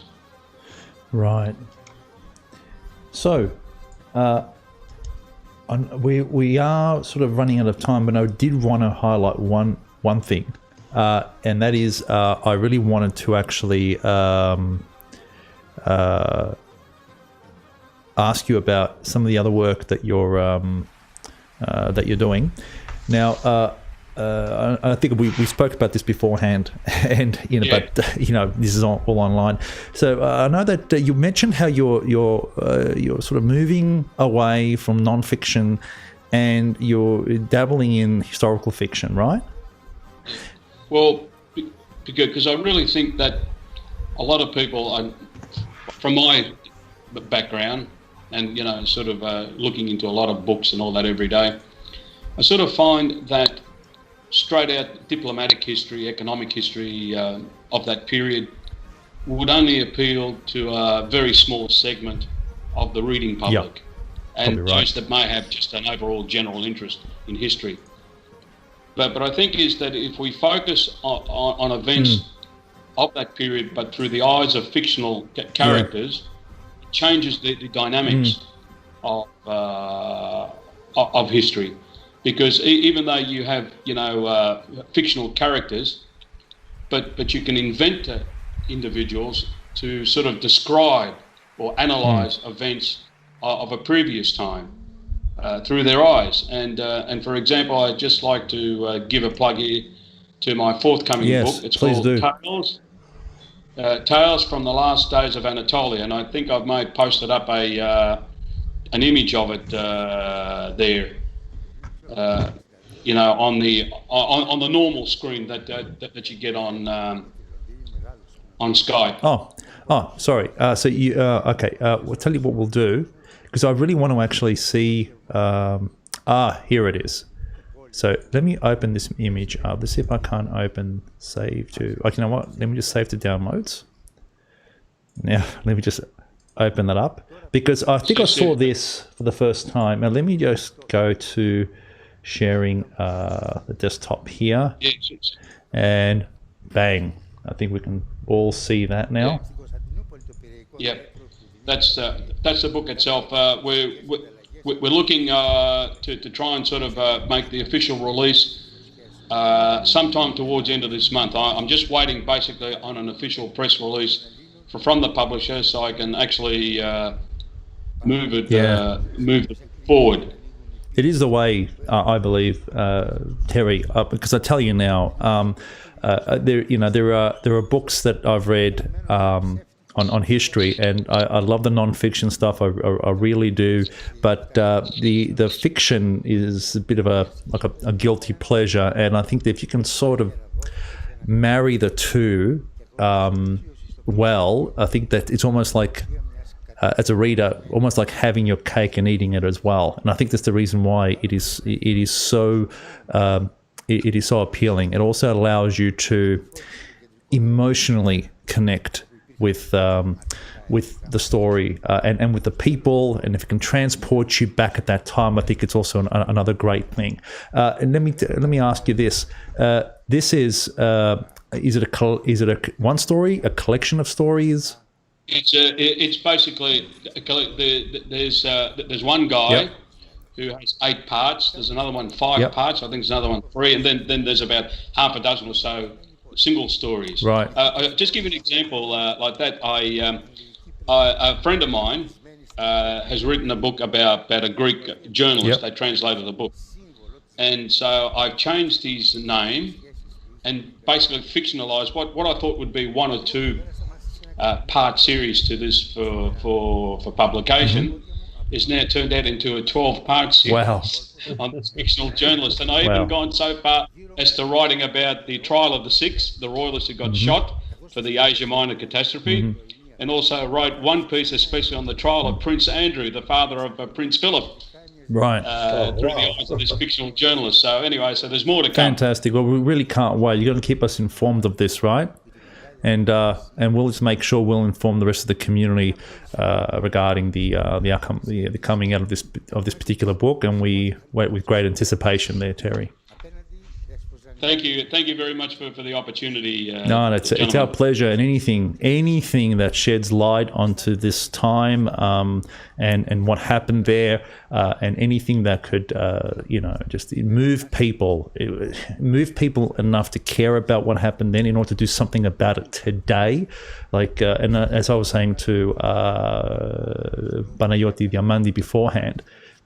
It surprises me. I mean, it surprises me that today you've got a country like Turkey that not only denies the genocide, but is more than happy to mention what they did to people back then, and instead of coming across as being apologetic or shameful, they're actually quite proud of their actions.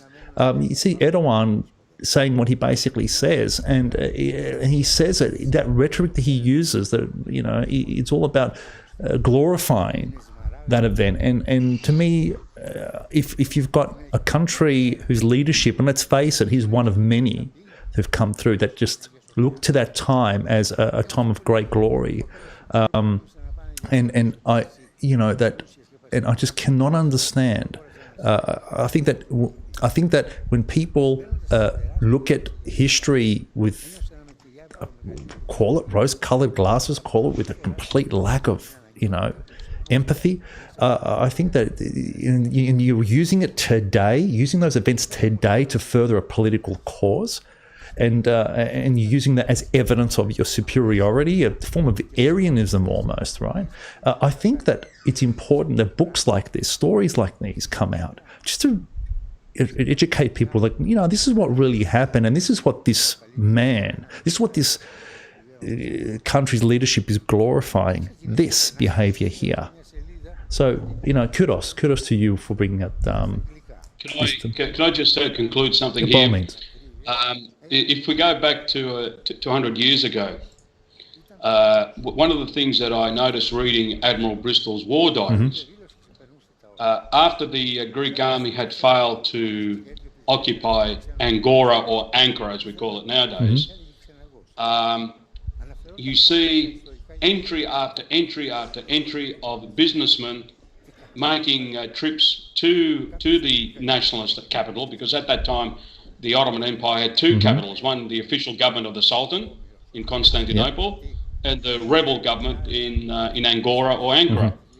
But once the Greek army had failed in its mission, and then there was that stalemate for almost 12 months, well, then you start seeing businessmen travelling along the shores of the Black Sea, and then taking 10 days to reach Angora to discuss business deals, because everyone knew that the war would end one day. And of course, Turkey, well, what eventually became Turkey, would need reconstruction. So his war diaries are replete with entry after entry of businessmen. But the one thing that needs to be spelt out also too is that even in those days, like today, oil, was one of the main things, and oil had to do with Standard Oil. It had to do with the oil in northern Mesopotamia, Really? or what is now modern day Iraq, Turkey, and so on. So oil played a very, very important part even in those days for the expanding industry that was taking place after World War One. So, and of course today we see energy is at the heart of this sort of struggle between Greece and Turkey over the energy resources of the Eastern Mediterranean. But Greece has a legal right to have a continental shelf around its islands. Yeah. Because it's in the law of the international sea. Yeah. And basically, I mean, for Greece for Turkey to say, oh, we need to go to the International Court of Justice to resolve it. No, thank you. No, we shouldn't have to do that. What is yours, and what belongs to Turkey, that belongs to them. I don't want to see a war between Greece and Turkey. No. Because I don't think anyone wants to see that. No, because yeah. at the end of the day, Turks and Greeks alike. Because at the end of the day, both have parents. Yes. Absolutely. No parent anywhere in the world wants to bury their son or daughter over a war. Absolutely. I don't think anybody, and especially, but I think what I find most passionate, I know we can talk about this forever, and I will let you have the last word. I promise I will let you have the last word. But I just had to say this. There are times where we've been pushing for recognition of genocide, been pushing for this history to be told and retold, and we've been advocating how important it is to do that. And some of the feedback I've gotten over the years is, why, Peter? Why would you care? Why? What relevance is there today for it? And then you get examples like this, right? And you say to yourself, well, do you see how important it is that you cannot forget about history? That you have to keep on reminding yourself what has transpired, what has happened, because people, especially people in power, will use their money and influence to try to rewrite it to fit their purposes, and I don't need to tell you this, but we've over many years we've discussed how American universities have been influenced and by Turkish money, and how academics have been brought up in order to rewrite history, and then you've got people like yourselves, who with very limited resources standing up to that level of propaganda being perpetrated and fighting against it, and we're starting to see what the consequences are of not doing that, either not of being apathetic about things, indifferent about the past, and then allowing countries like Turkey who are pushing this revisionist version of this revisionism of history to further their political agenda that will have real world consequences and affect the lives of Greeks today and as well as for future years to come. Well, I'd just like to add two quick points. Firstly, we need to, if we don't learn the lessons of the past, we shall repeat them again and again and again. Too true. And as a footnote to that, I have spoken with various members of federal parliament here, to their staffers, and I've asked them that question about that: if the Greco-Turkish war happens, what side is Australia going to take? Good question. Well, they said, well, I said, no, you have to take a stand. If you say we're going to be neutral, that's fine. But if a conflict does happen, which side are you going to take? As such, and of course they don't like the questions that I ask, because to tell you the truth, they're really ignorant, because they don't really understand the history of that period. All they think about, is about Gallipoli and and all, and that sort of stuff. And and of course we do have accounts of Australian POWs seeing convoys of deportees. Now, as a final plug, anyone in Melbourne who who buys my book, I would be very honoured to personally sign it for you after these damn restrictions are lifted, so we can start living again. Absolutely, Terry. They release prisoners at the moment, and then back into the barn in the night time for sleep. Well, maybe. Well, I don't know how these book launches go or how it all transpires and so forth, but I sincerely hope if there's anything we could do on our end, I was hoping maybe we can even speak to members of the literature council here, Greek Literature Council, that might be able to help out as well. I don't know. I think that it's not just the Pontian community, but the Greek community as a whole should get behind this this initiative, because they're great. Books like these, stories like these are great. And you know what? Stories like this type is it's an art, and art begets art. And I would love to see what some people would do with stories like this. Who knows? Probably a film in the making, short film at least. It'd be great.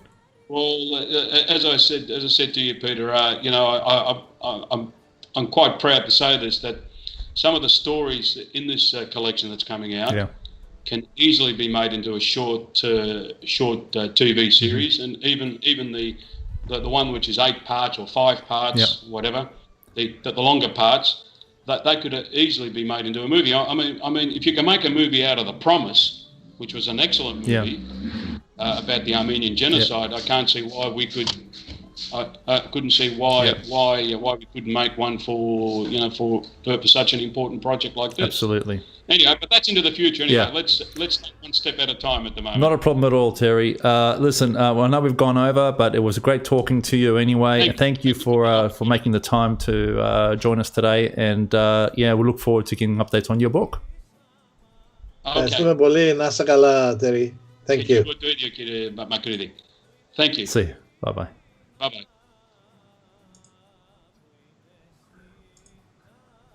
Ενδιαφέροντα πράγματα, Παναγιώτη. Νομίζω ότι άξιζε η παρουσία του κ. Σταυρίδη. Έτσι, πολύ ενημερωτική, και αξίζει να δούμε και να αγοράσουμε το βιβλίο του, αυτό που θα βγει. Ακριβώς, Νίκο. Πολύ σύντομα, γιατί είναι πράγματα που πρέπει να διαβάζουμε, πρέπει να μαθαίνουμε. Πρέπει η καταγραφή αυτών των μαρτυριών να υπάρχει, να τις ακούμε και να τις διαβάζουμε, γιατί μέσα από αυτές τις μαρτυρίες μαθαίνουμε, έτσι, γιατί αλλιώς θα χαθούν όλα αυτά. Θα χαθούν και είναι κρίμα. Έχεις το δίκιο. Τώρα, για να δω λίγο, γιατί να προκαλώ λίγο το πρόγραμμα, Νίκο, γιατί νομίζω ξεπεράσαμε λιγάκι το πρόγραμμα ως συνήθως, αλλά ξέρεις, με την κουβέντα παρασύρεσαι πάντοτε, και ειδικά όταν έχει ενδιαφέρον η κουβέντα, έχει αυτά τα αποτελέσματα. Λοιπόν, έλα να σου πω κάτι. Ήθελα, στην ουσία είχαμε θέμα με τον κύριο Τσουρουτσόγλου. Ναι. Και πες μας λίγο για αυτό, Νίκο. Λοιπόν, ο Τσουρουτσόγλου ήταν ο ένας από τους δημογέροντες, ο οποίος θανατώθηκε μαζί με τον Χρυσόστομο Σμύρνης, με τον Μητροπολίτη. Είναι ένας από τους δημογέροντες, ήταν αυτός κοίταξε να δεις τώρα πως ξεχνάμε τα ονόματα.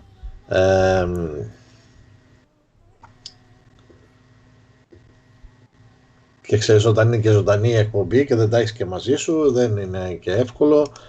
Τέλος πάντων, ένας από τους 2 δημογέροντες, ο οποίος θανατώθηκε αφού τους πήγανε στον Ουρεντίν Πασά, ο οποίος ήταν ο διοικητής πλέον της Σμύρνης, ο οποίος ανέλαβε τη διοίκηση της Σμύρνης με κατεντολή του Κεμάλ. Τότε κάλεσε ο Νουρεντίν Πασάς τους δημογέροντες, ο ένας από αυτούς ήταν ο Τσουρουτσόγλου, και σε μία αναζήτηση για πληροφορίες για να γράψουμε κάποια πράγματα για αυτόν τον άνθρωπο, όπως γράψαμε και για τον Χρυσόστομο, ανακάλυψα ότι υπάρχουν απόγονοί του στην Αθήνα. Ήρθα σε επαφή με έναν από τους ανεψιούς του, τον Ανδρέα Τσουρουτσόγλου. Δυστυχώς, ενώ θα ήθελε πάρα πολύ να βρίσκεται σήμερα μαζί μας, δεν μπορεί, λόγω κάποιων υποχρεώσεων που έχει. Μας έδωσε την άδεια να χρησιμοποιήσουμε οποιαδήποτε πληροφορίες μπορούμε και να αναδείξουμε τον δημογέροντα Τσουρουτσόγλου, και θεωρώ ότι είναι ένα από τα σημαντικότερα πρόσωπα εκείνης της περίοδου. Λοιπόν, εντάξει, να με επιθυμίσεις, Νίκο, έχουμε ένα βιντεάκι. Βιντεάκι, έτσι. Ναι. Με κάποιες πληροφορίες, το οποίο μπορούμε να... Έχουμε, εδώ είναι, νομίζω το έχουμε βρει. Νίκο, για περίμενε λίγο.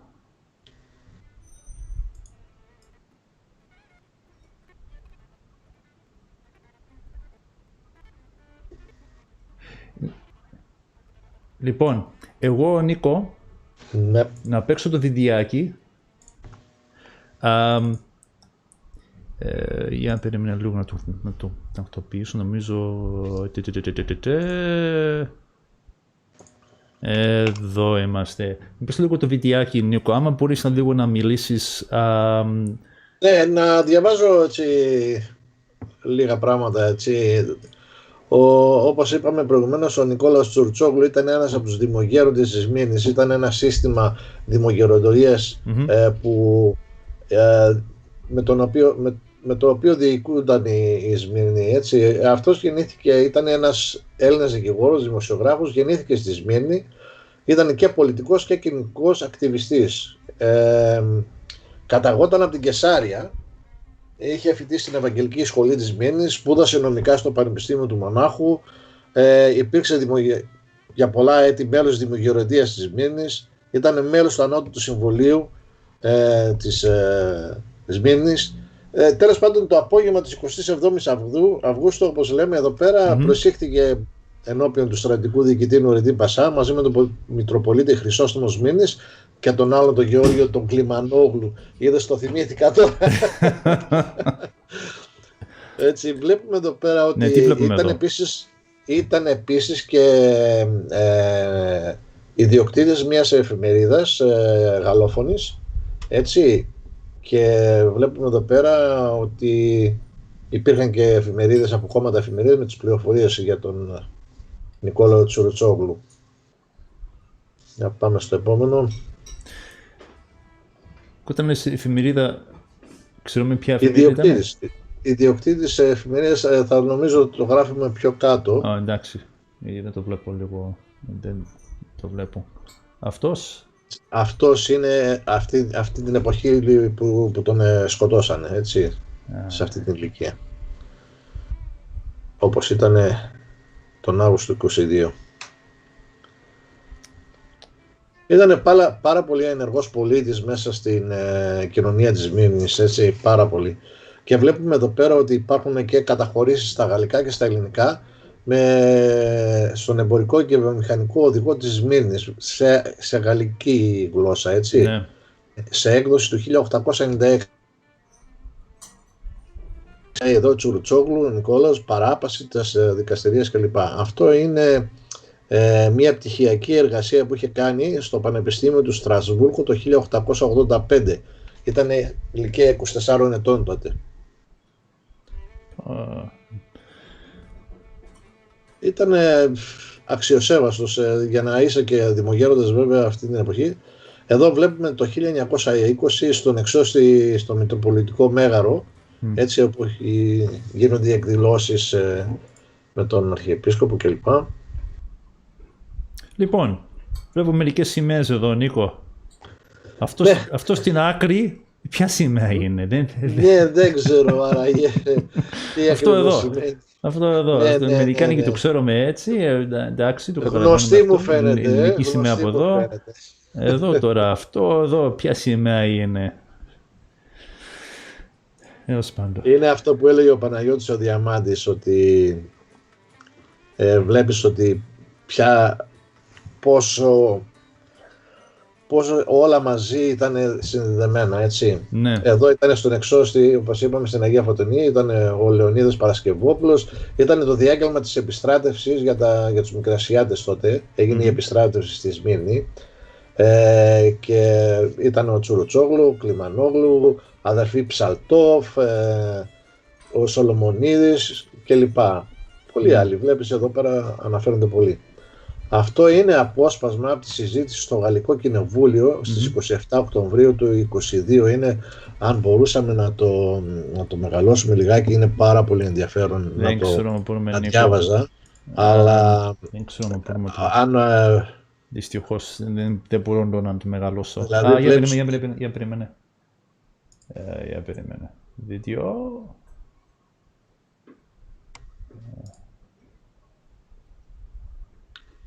έγινε μια συζήτηση στο Γαλλικό Κοινοβούλιο σχετικά με τα γεγονότα μετά από τις 27 Οκτωβρίου, έτσι, που είναι πάρα πολύ σημαντικό να το δούμε. Όχι, δεν πειράζει, δεν δυστυχώς πειράζει. δεν μπορώ. Άμα άνοιξε το PowerPoint θα μπόρεσα, αλλά έτσι δεν μπορώ. Άστο, εντάξει. Δεν πειράζει. Να κοιτάξω μήπως μπορούσα να το διαβάσω εγώ. Έχουμε... Λοιπόν. για περίμενε. Έχω το PowerPoint εδώ, Νίκο. Κάτσε να στο διαβάσω, γιατί το βρήκα κι εγώ. Λοιπόν, αυτό είναι 27 Οκτωβρίου 1922.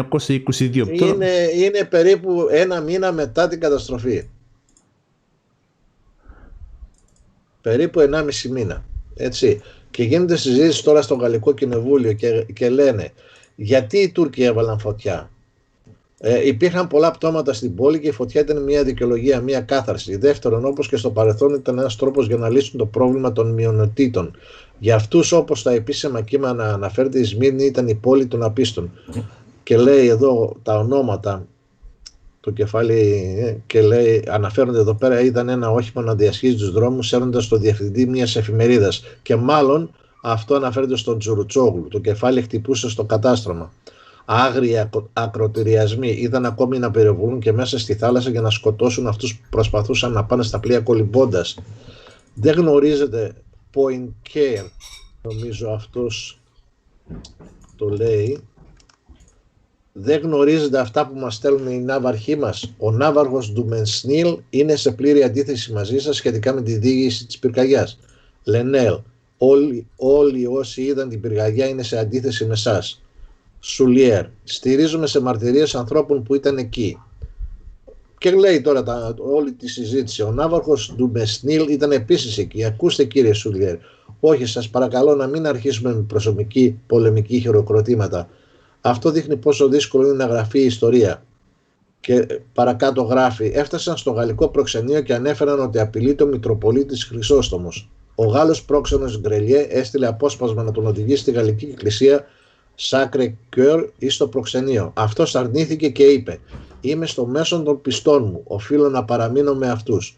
Καθώς αναχωρούσε το απόσπασμα, έφτασε με αυτοκίνητο ένας Τούρκος αξιωματικός με 2 άντρες και είπε στον Πατριάρχη, εννοεί το Μητροπολίτη, να τον ακολουθήσει. Τον οδήγησαν στην άκρη της Ευρωπαϊκής Συνοικίας μπροστά σε ένα κουρίο. Τον σκέπασαν με άσπρη ποδιά με σκοπό να τον βλέπουν καλύτερα όλοι οι πειραστικοί. Και εκεί, κύριοι, έλαβε χώρα ένα των φρικτών εγκλημάτων από αυτά που η ιστορία των μαρτύρων έχει αρκετά. Του έκοψαν τα γένια, τον μαχαίρωσαν, τον έκοψαν τα αυτιά, τη μύτη. Γυναίκες και άντρες ελάμβαναν μέρος σε αυτό το βασανιστήριο. Βλέπεις δηλαδή τώρα έγινε συζήτηση στο Κοινοβούλιο, Παναγιώτη. Ναι. Έτσι, στο Γαλλικό Κοινοβούλιο. Είναι καταγεγραμμένα αυτά τα πράγματα. Ναι. Βλέπεις πόσο σημαντικά είναι κάποια πράγματα και γι' αυτό πρέπει να αναφέρονται και γι' αυτό πρέπει να γίνονται αυτές οι έρευνες, όπως αυτή η έρευνα που κάνει Έχεις δίκιο, Νίκο, αλλά στο τέλος αυτός ο Charles Barron ποιος είναι? Το ξέρω ποιος είναι αυτός ο Charles Barron. Στο τέλος τώρα αυτός λέει, ναι. αυτός λέει οι Τούρκοι είναι πολιτισμένοι άνθρωποι, οι Έλληνες άγριοι. Ναι, κάποιος από τους πολιτικούς εκείνης της εποχής. Έτσι, και γράφει, οι Τούρκοι είναι πολιτισμένοι άνθρωποι, οι Έλληνες είναι άγριοι. Κατάλαβες? Και εδώ δείχνεις κάτι άλλο, για περίμενε. Υπάρχει ένας οδός. Ναι, προς τιμή του, άμα θέλεις να το κρίνεις, ναι. Προς τιμή του Τσόγλου και κατόπιν βέβαια εισηγήσεων της οικογένειας που σώθηκε, ναι, κάποια από τα αδέρφια του και από τους συγγενείς. Έτσι, στο Βόλο βλέπεις ότι υπάρχουν, του δόθηκε, προς τιμή του δόθηκε το όνομα Τσουρουτσόγλου και όπως και σε άλλες συνοικίες και νομίζω στη Νέα Φιλαδέλφια. Ναι. Πάμε παρακάτω, βλέπετε εδώ πέρα. Και νομίζω ότι αξίζει και πραγματικά έτσι στο Δήμο του Ημιτού, στο Κερατσίνι. Και εδώ έχουμε απόσπασμα από την εφημερίδα, έτσι, που γράφει το Ελεύθερο Βήμα στις 29 Αυγούστου 2022, που είναι η ημερομηνία 9 Σεπτεμβρίου κατά το καινούριο ημερολόγιο, έτσι, όπου ο τουρκικός στρατός εισήλθε στη Σμύρνη κλπ. Και έχουμε όλα αυτά που γράφονται έτσι σχετικά με τον Μητροπολίτη και με τον Τζουρουτσόγλου. Έτσι. Ωραίο. Ευχαριστούμε πάρα πολύ, Νίκο, γι' αυτό. Με την πρώτη ευκαιρία θα είναι καλό άμα έχουμε τον... άμα μπορεί να βρεθεί την ευκαιρία να έχουμε τον απόγονο μαζί μας, έτσι να το κάνουμε μια συνέντευξη, αλλά και μπορούμε να το κάνουμε λίγο αργότερα, δεν υπάρχει πρόβλημα. Βεβαίως. Λοιπόν, αυτό που θα κάνουμε τώρα είναι... Για περίμενε λίγο. Είναι, θέλω να καλέσω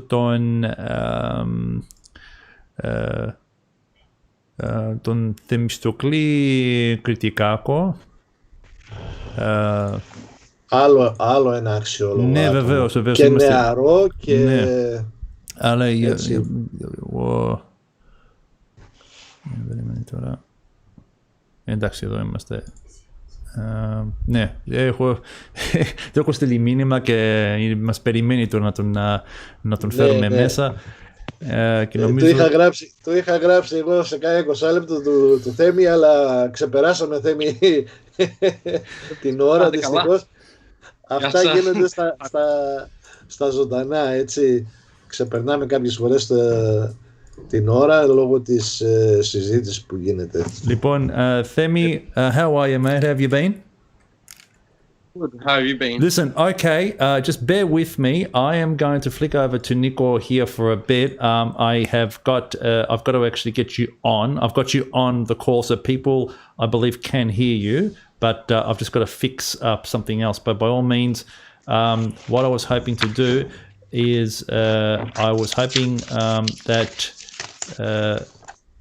we could actually get Nico to talk a little bit. Νίκο, ειδικά στα ελληνικά, το βιογραφικό της τον Θέμη, τον έχεις μπροστά σου? Το έχω. Ήθελα εγώ, γιατί να το ρωτήσω στα αγγλικά, αλλά ήθελα ειδικά στα ελληνικά να το αναφέρομαι λίγο. Ναι, είναι ένας ερευνητής ο οποίος έχει σπουδάσει ιστορία και φιλοσοφία, αν δεν κάνω λάθος, στο Πανεπιστήμιο της Μελβούρνης, έτσι. Και δουλεύει και διδάσκει στον τομέα της ιστορίας, γενοκτονίας και στα memory studies, το οποίο σημαίνει ιστορίες μνήμης. Έτσι δεν είναι? Yes.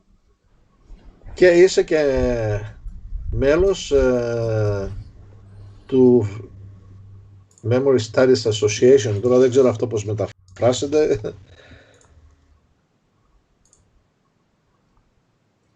Είναι κάποια πράγματα που δεν τα ξέρω πώς μεταφράζονται στα ελληνικά.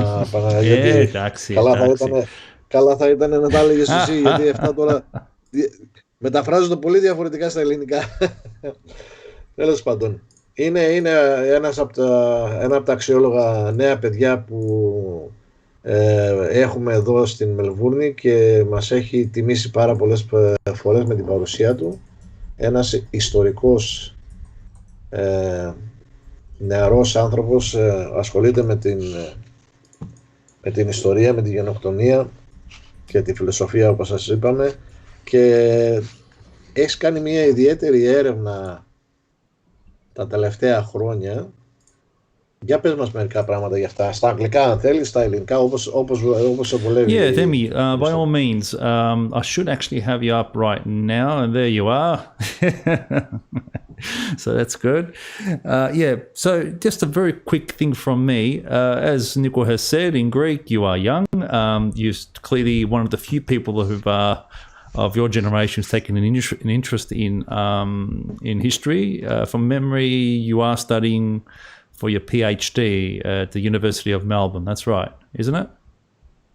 Yep. Former president of the Melbourne University Greek Society, is it? Long ago. Yeah. But a man who's heavily involved within the Greek community, as well as studying Greek history. So why don't you tell us a little bit about your background, though, because Kritikakos doesn't sound like a very Asia Minor name or Pontian name for that matter. So a little bit about your background as a Greek, maybe even talk a little bit about after that your interest in history and specifically this type of history. Okay. Καταρχήν θέλω να σας ευχαριστήσω για την πρόσκλησή σας και απλά ήθελα θα το συζητήσω και στα αγγλικά. Εγώ κάνω τώρα την έρευνα μου πάνω στην συνεργασία Αρμενίων, Ασσυρίων και Ελλήνων πάνω σε αναγνώριση της γενοκτονίας εδώ στην Αυστραλία και έχω κάνει συνεντεύξεις με διάφορα άτομα της Συριακής, Ελληνικής και Αρμενικής παροικίας. Το πώς θυμούνται αυτά τα γεγονότα που είχαν συμβεί από το 1914 μέχρι το 1923 και με αυτό έχω ασχοληθεί τώρα σχεδόν 3-4 χρόνια και κοντεύω να το τελειώσω και απλά συνεχίζει ένας αγώνας από ό,τι βλέπω, από ό,τι παρακολουθώ τα τελευταία χρόνια πάνω σε αυτό το θέμα της γενοκτονίας και της αναγνώρισης της γενοκτονίας. Ο παππούς μου και η γιαγιά μου, ο παππούς μου είναι από τη μητέρα μου τη μεριά, είναι από το Καλαμάκι που είναι κοντά στο Κασελόριζο, είναι στη Μικρά Ασία, ήταν από το Καλαμάκι και η γιαγιά μου από το Λιβύσι που είναι απέναντι από τη Ρόδο. Και επειδή έχω καταγωγή από τη Μικρά Ασία και άκουγα ιστορίες, είχα ενδιαφέρον πάνω στο θέμα και γι' αυτό έκανα την έρευνα μου πάνω στο θέμα της συνεργασίας Αρμενίων, Ασσυρίων, Ελλήνων πάνω στο θέμα της γενοκτονίας, πώς μεταδίδεται το τραύμα, αυτά τα τραύματα από μια γενιά στην άλλη, τι θυμούνται, τι ξεχνούν. Now in English, if I may start in English, thank you for your invitation. So basically my origins from my mother's side are from Asia Minor. My dad's a Spartan from Castellorizo, an island that's very close to Asia Minor, for those who are aware. So my yaya and papu from my mother's side, my papu's from a place called Kalamaki, near Castellorizo, just opposite, where the Andifilo opposite called Kas. And further up, there's Skalamaki. My yaya's from a place that's across from Rodo called Livisi. So I grew up with these stories from my mother and trying to piece together family history over the years. I saw what was happening in terms of recognition campaigns over the years as well when it came not only to the Armenians, but the Assyrians and the Greeks. So I had an interest in history, in particularly family history, whether it was the Second World War, the Civil War, listening to stories of what took place in the late Ottoman Empire. I was always interested in my family history and trying to piece things together and reconstruct these narratives, which is what I'm ultimately studying, how groups remember, how individuals remember within the family context, within the... It's a very specific area. Sorry for interrupting, but it's a very specific area, isn't it? Because we're talking about studying memory. It's not so much this is what happened, but studying memory, right? Yeah, aftermath. Yeah, and particularly what I look at is how that's passed down from one generation. So that's basically my interest. Not so much obviously I'm interested in the writing of history, the historical record of what took place at the time, but my main interest was the effect of these events, the aftermath, how people deal with these events across generations, across time and space, and particularly how this is passed down from one generation to the next, and whether there's forgetting, what is remembered or what is forgotten, whether there's an attempt to share memories to, for instance, when it comes to particular days of remembrance or ritual commemoration. For instance, there's obviously annual commemorative events at the Hellenic Memorial, for instance, in Victoria, or in Sydney, the Assyrian community have annual commemorative events at the Assyrian Genocide Monument in Western Sydney in Bonnyrigg. So I've studied these different commemorative events as well. So they're all linked up. And I've had a look at, particularly within the Greek context, the Greeks from Eastern Thrace as well, who often are forgotten in the narrative. They are, aren't they? So it's more about the Greeks of Eastern Thrace. There's been a bit more research the past decade. And generally with the Greek case, has there been research the past decade? So recently that there has been an attempt at scholarship, in particular in the diaspora, where I think this has taken off rather than in Greece. I think in Greece, even initially, that Greece may have influenced the way the events were viewed. It's sort of changed now with the cooperation between Greek Christians and Armenians. Well, let's go step by step with this, right? Because I think that your research is well, say very interesting, but I think that it is. I think that people need to develop a better appreciation of it, because it took me, admittedly, a little while to get my head around. All right, because you're so used to looking at historians studying history, historical fact. I found this piece of history. This part of history has been forgotten, but that's not what you've done. You know the history, whatever history we know, and I think, like you, like the rest of us, know that we're just going to keep on unearthing things that we've forgotten in the past and more research it, right? But you've decided to go down a very different path. So my first question is, what made you look at the impacts of a genocide on the descendants of genocide? What inspired you to even think that was even something to investigate? I think it's just through experience, actually seeing or hearing stories on different events, whether it's what took place in the late Ottoman Empire or the Second World War. Growing up within immediate family, extended family friends, in the broader Greek community, listening to these stories and the impact it had on people, and how they felt and how they responded to these particular stories, and the different discussions that took place around them. And I think really it was what really interested me, and why I've taken a comparative approach, particularly where I compare Greeks, Assyrians, and Armenians, is how we've heard the Armenian genocide was obviously heard of for quite a while, but it was more so recently when Greeks and Assyrians were attempting to gain recognition as well. There was more research in that field. I felt that drew my interest, and it made me reflect on my family history as well, and trying to ask questions. And I think the impact it had, the trauma I've seen within my family when it comes to particular events and discussions, that really drove my interest in the research. But I do think when it comes to forgetting, I think what is remembered, and obviously memory changes over time through negotiation of memories between people, and that creates shifts in how events are remembered. And I think that changing was something I was interested in. Okay, so the Greeks are now part of this narrative as well when it comes to the Armenian genocide. The Assyrians are involved, and they're still experiencing genocide.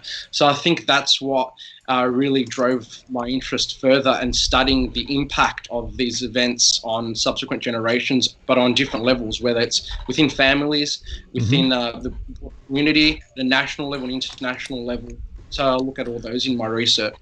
And I suppose starting from your own family history, right? So you've got your own family history. What have you learnt? It's probably a question I probably should ask towards the end, but I'm going to ask it now because my curiosity is just getting the better of me there, Femi.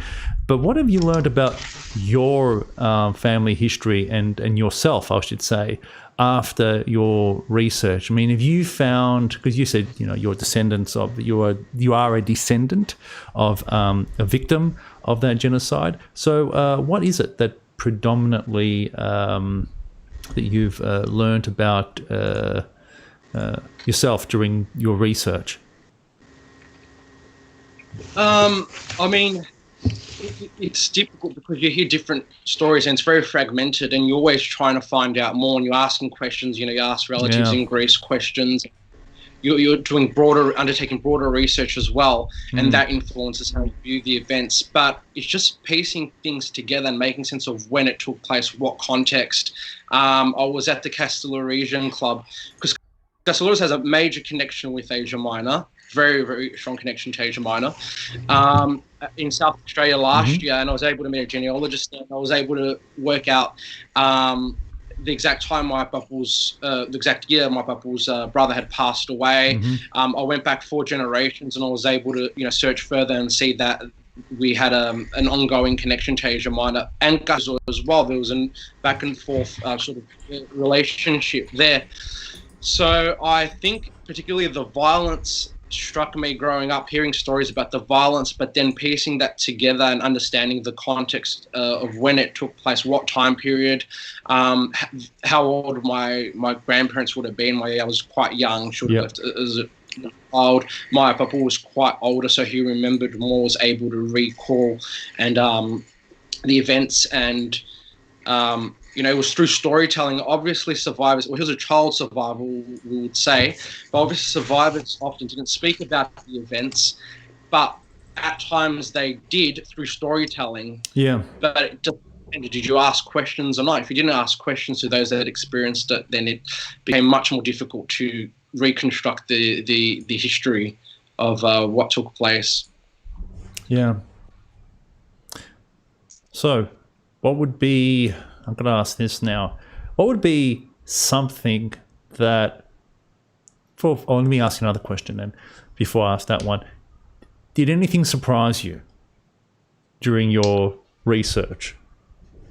Generally speaking, across the board, whether Greek was from Eastern Thrace, Pontus, or the rest of Asia Minor,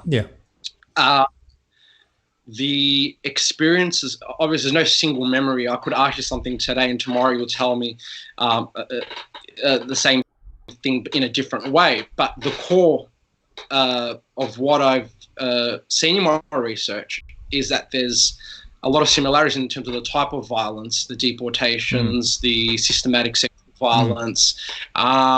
It's the time periods that are quite different. A lot of Greeks from Asia Minor or even in Eastern Thrace will talk about the Proto-Diogmor, they talk about 1914, they'll talk about the 20s, the Pontians will talk more about 1916, 1920s, that period of Gallipoli, or also talk about 1915. So there's that connection as well. The Australian connection is something that more recently has been uncovered, and I think the historical research on that has influenced Greeks that have origins from Gallipoli and Eastern Thrace to have a look deeper into their family history. The major differences I'd say that I've noticed between, I'll compare the Greeks with the Assyrians, is that the Greeks, it's more genealogical, trying to uncover their family history.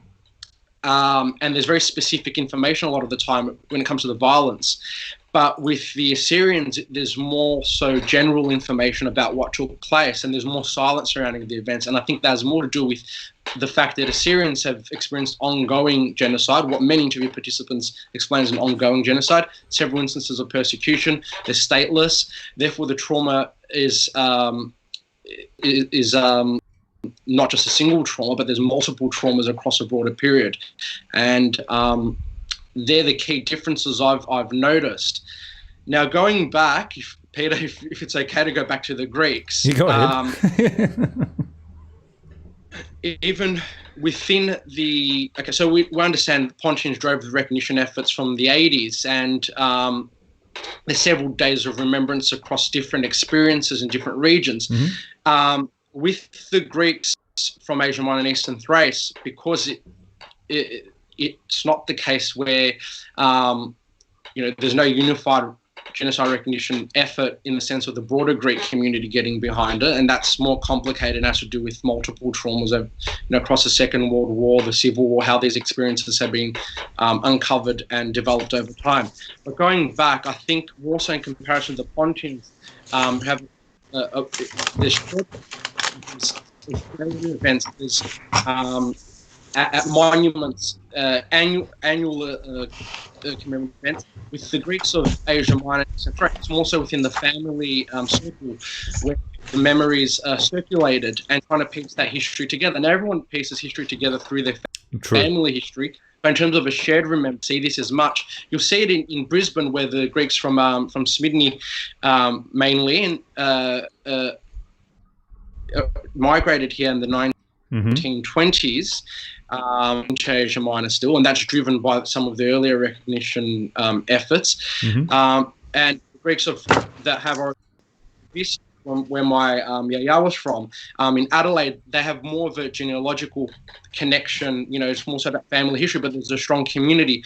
There isn't the same sort of shared remembrance Greeks. So, and it's also the case when it comes to the Greek government that there's no formal recognition of the broader Greek genocide. There's two different kinds of recognition. 1994 of the recognition of the genocide of the Greeks of Pontus, and then in 1998 the genocide of the Greeks of Asia Minor. So it's coming to terms with these traumas and how these develop, and the kind of research that also is undertaken in that field, which is mainly taken place. And I think the shift in the narrative has taken place in the diaspora, and particularly in Australia, where there's a broader narrative that encompasses all Greeks regardless of region. So they're the key differences and observations from my research. I think, I mean, I know you've interviewed, Armenians and Assyrians as well. I think what I find, I think many people find this perplexing, I know the Armenians do to some degree, is how we do have a number of different days of remembrance, right? I can tell you that from the experience of the Pontians, it's the reason why 19th of May 1919 has such a significance is because most Pontians that you meet are from Eastern Bondos. The whole lot of them got wiped out during the first phase in 1913-14. And the only reason why Eastern Bondos was saved was because of the Russian army coming in and defending them. So as far as the Pontians from the area, my ancestors are counted amongst them. As far as they were concerned, the genocide didn't actually happen to them.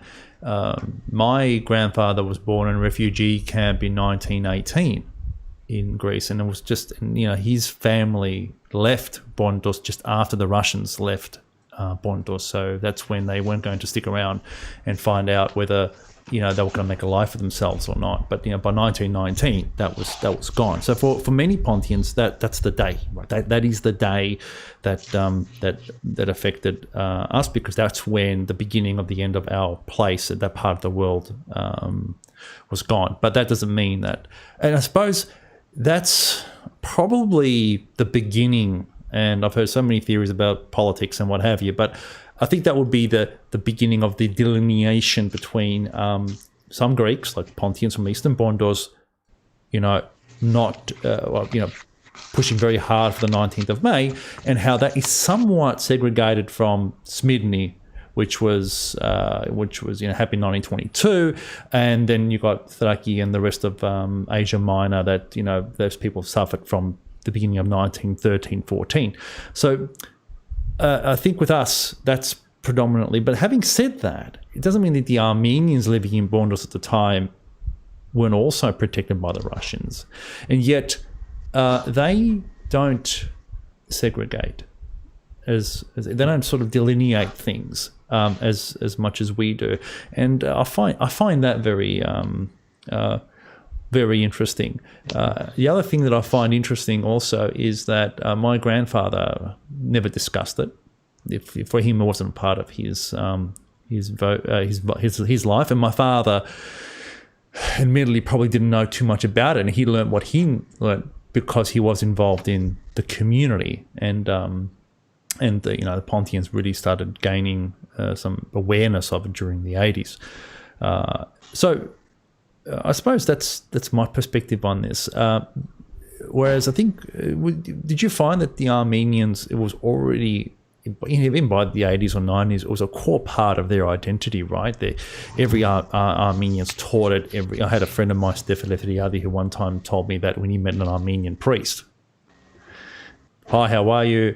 Do you know about the Armenian genocide?" It was like the first thing that came out of that priest's mouth. And it just wasn't the case with us or with Greeks in general, and even with many descendants of that. But you're saying that's changing though, right?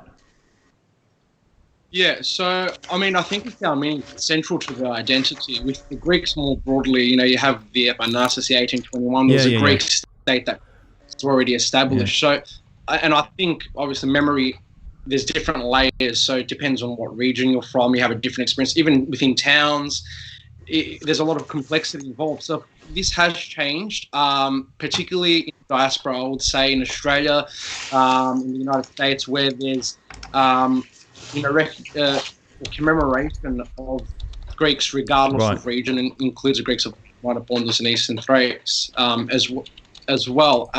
So this has changed the last few years, but I think the reason why there's no Greek national trauma or memory, a shared memory. I mean, there's trauma within families and within particular communities, but as a shared trauma, is that we already have a national narrative that's central to the Greek identity, the modern Greek state, the foundation of the modern Greek state. You have the traumas of the Second World War, the Greek Civil War. There's a lot of complexity involved.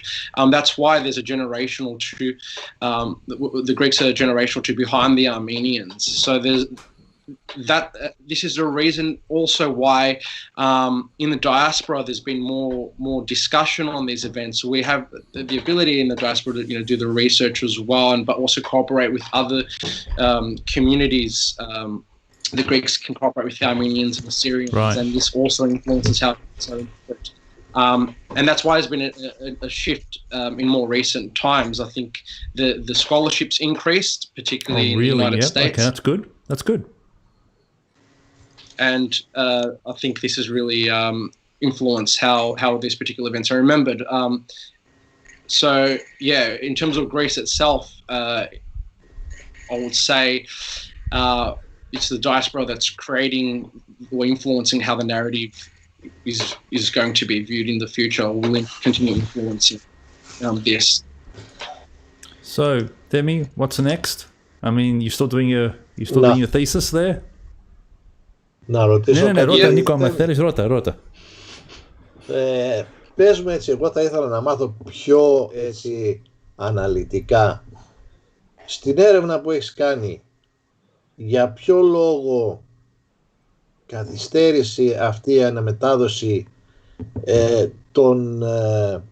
των ιστοριών από τη μία γενιά στην άλλη και φτάσαμε 100 χρόνια μετά να έχουμε τόσες μνήμες, ενώ στα πρώιμα χρόνια δεν υπήρχε αυτή η αναμετάδοση. Γιατί ξεκίνησε τόσο αργά η έρευνα αυτή από εμάς, τους απογόνους, να μάθουμε το τι έγινε στο παρελθόν. Ποιο είναι το συμπέρασμά σου, τι συμπέρασμα έχεις βγάλει από την έρευνά σου? Γενικά είναι λόγος τραύμας, πώς μεταδίδεται το τραύμα από μια γενιά στην άλλη.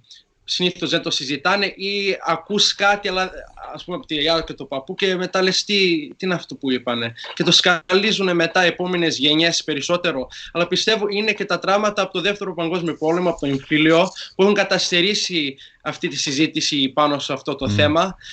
Αλλά γενικά με θέματα γενοκτονίας υπάρχει καταστέρηση. Με τους Αρμένιους είναι λίγο διαφορετικό, επειδή η ταυτότητά τους δημιουργήθηκε από τη γενοκτονία των Αρμενίων. Με εμάς, με τους Έλληνες, είναι λίγο διαφορετικό για αυτούς τους λόγους που είπα. Και με τους Ασσύριους, που είναι μια συνεχόμενη πυρία γενοκτονίας, πάλι διαφορετικά αντιμετωπίζουν αυτό το θέμα, επειδή δεν είναι μόνο αυτό που έχει συμβεί στη Οθωμανική Αυτοκρατορία, είναι και άλλα γεγονότα που έχουν συμβεί τελευταία, από και το 1933 στο Ιράκ και τελευταία στο Ιράκ και στη Συρία. Και αυτό πιστεύω οι Έλληνες δεν έχουν καταστερήσει λίγο να το συζητάνε αυτό το θέμα. Περισσότερο εδώ στην Αυστραλία, επειδή υπάρχει αυτή η συνεργασία Αρμενίων, Ασσυρίων και αυτές οι προσπάθειες για αναγνώριση, έχει επηρεάσει τους Έλληνες να συζητήσουν αυτά τα γεγονότα ως θέμα γενοκτονίας και όχι όπως στην Ελλάδα που έχω συζητήσει με επιστήμονες σαν γεγονότα που είχαν μόνο συμβεί από το 19 με το 22 πάνω στο Ελληνοτουρκικό πόλεμο, αλλά βλέπουμε που από το 14 μέχρι το 22 είχαν συμβεί αυτά τα γεγονότα από την Ανατολική Θράκη, από τη Μικρά Ασία και μετά στον Πόντο.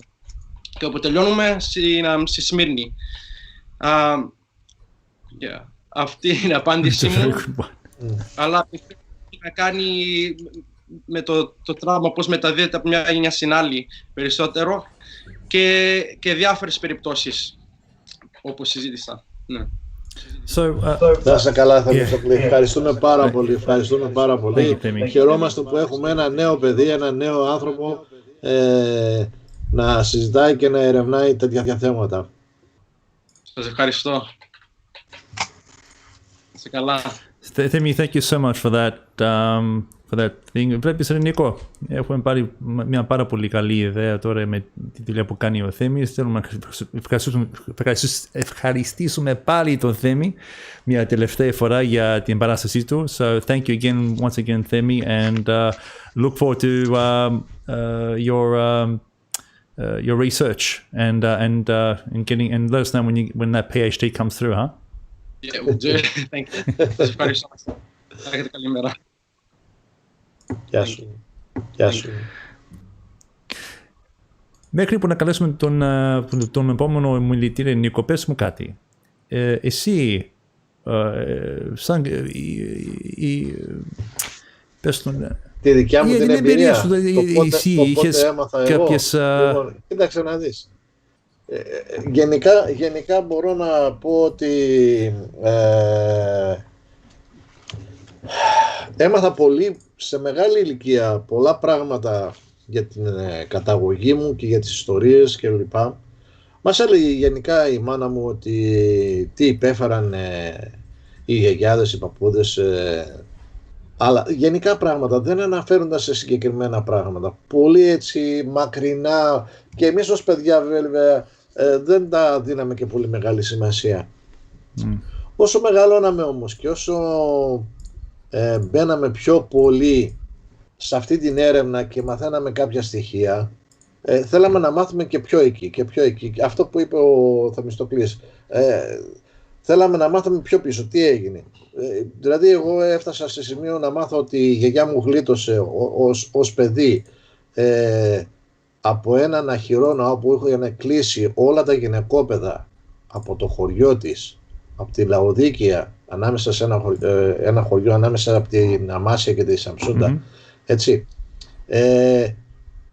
Γιατί στρατοπεδεύσανε κάπου σε ένα χωριό, τους βάλανε όλους μέσα σε έναν αχυρώνα και με ένα κουτάλι σκάψανε στα θεμέλια εκεί στον αχυρώνα όλο το βράδυ, δεν ξέρω πόση ώρα το κάνανε και τελικά γλίτωσε η γιαγιά μου 8 χρονών και ένα άλλο παιδάκι.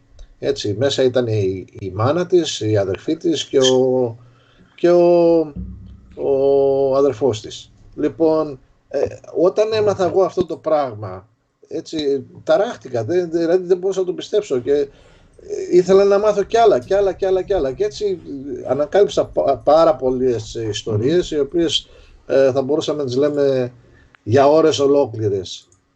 Οπότε καταλαβαίνεις ότι σε μια μεγάλη ηλικία πλέον άρχισα να κάνω αυτή την έρευνα και να ψάχνω να βρω τις ρίζες μου και την ιστορία πίσω από την οικογένειά μου. Νομίζω όμως ότι έχουμε τον καλεσμένο μας. Βεβαίως. Για περίμενα να το πάρω λίγο στην οθόνη. Γιατί... Give us 1 second, Dane. I've got you here, but I've got to still add you in to this bit here. Okay.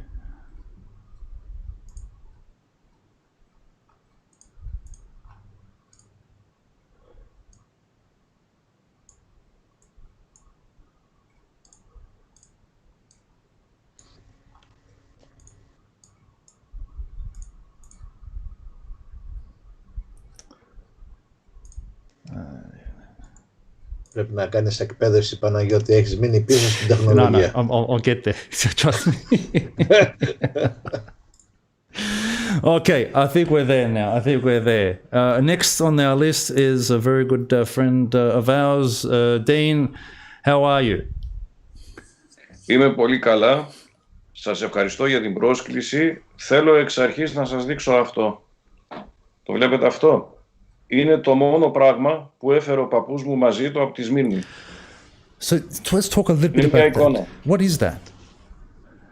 That's an icon.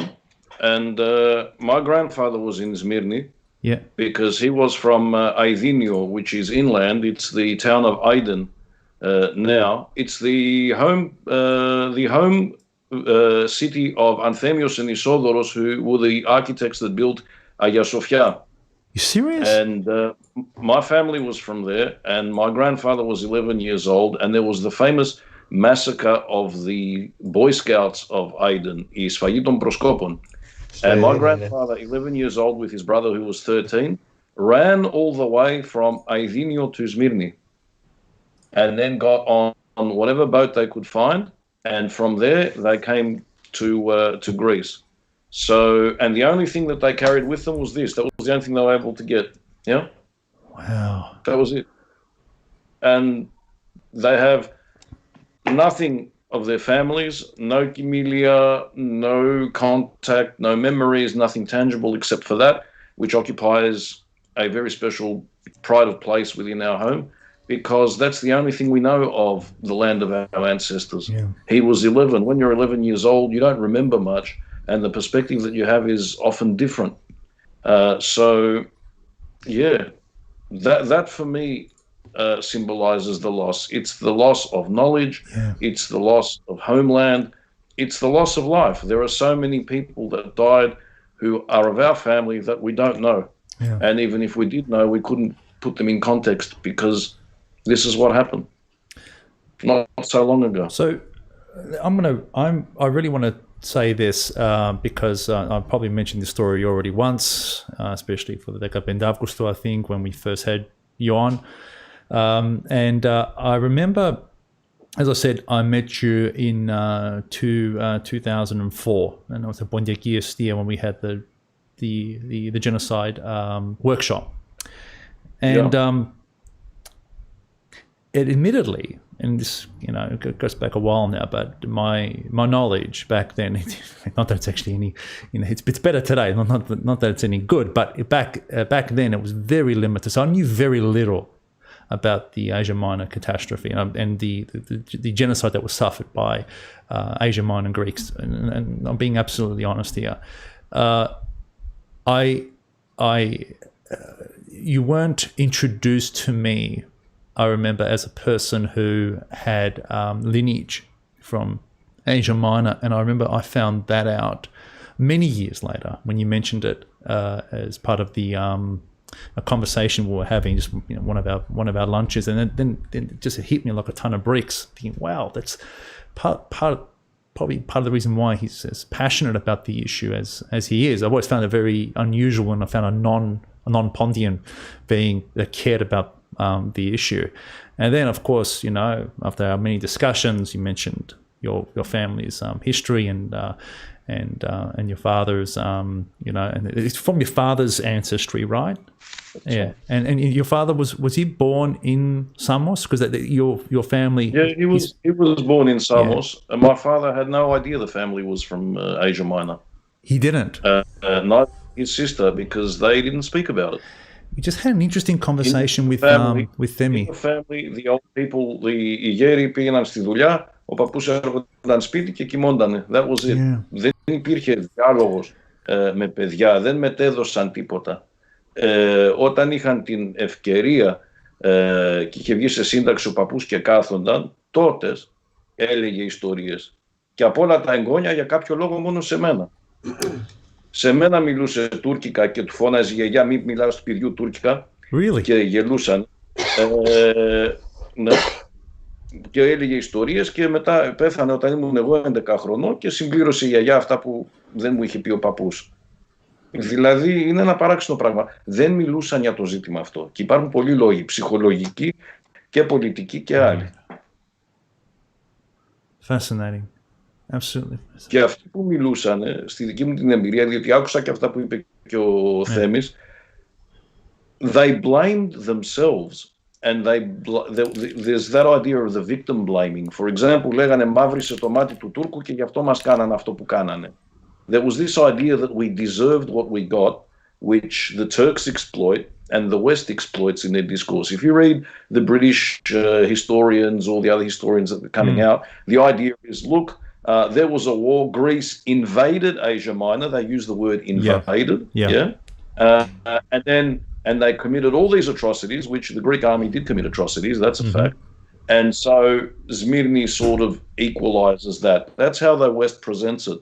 So when we ask, well, why, and Mr. Stavridis mentioned this before as well, why doesn't the West take a stand? Why wouldn't Australia take a stand?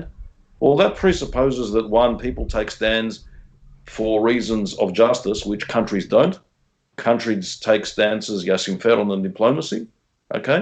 And two, the prevailing discourse is that we deserved it. Unbelievable, that. So the question is, why do they think that we deserved it, or why do they say that we deserved it? And the answer is because if you remember στη Smyrna, all of the boats of the world powers ήταν αραγμένα απ' έξω από το λιμάνι, and the Greeks were swimming towards the boats and they were pouring hot oil and chopping people's hands off so they don't get on the boats because ήθελαν να τα έχουν καλά με τους Τούρκους. They didn't want the Turks to think that they were on the Greek side, and they let all these people die and drown and didn't save them when they could for that reason. And for me, that is the original sin of Western civilization of the 20th century. You can't go back from there. That's something that was repeated in Bosnia, in the massacre of Srebrenica, where the UN peacekeepers were watching the Serbs grab them and then kill them and did nothing. It happened in Rwanda, where they knew that the genocide was taking place and they didn't intervene. Smyrna was the first of a long litany of failures of the international community to do something. So how do they cover it up? They cover it up by saying, φταίγανε οι Έλληνες γιατί αυτοί ξεκινήσαν αυτή την εκστρατεία. Okay. Now that's completely wrong because innocent people have nothing to do with war. That's right. Ήτανε μάχη, δεν ήταν στρατιώτες, they were people, ζούσαν εκεί πέρα, and they were living there all their lives for as many years as Greeks have been in Asia Minor. Who knows how long they were there for. They were natives of the area, and this is what happened to them. Atatürk had provided assurances that people would be allowed to live in their homes, that there'd be no issue, that they would be protected, and he allowed his soldiers to loot and pillage the city in exactly the same way that Mehmet looted and pillaged Constantinople in 1453. Between 1453 and 1922, in terms of behavior and warfare, the Turkish army behaved in exactly the same way. Okay, exactly the same way.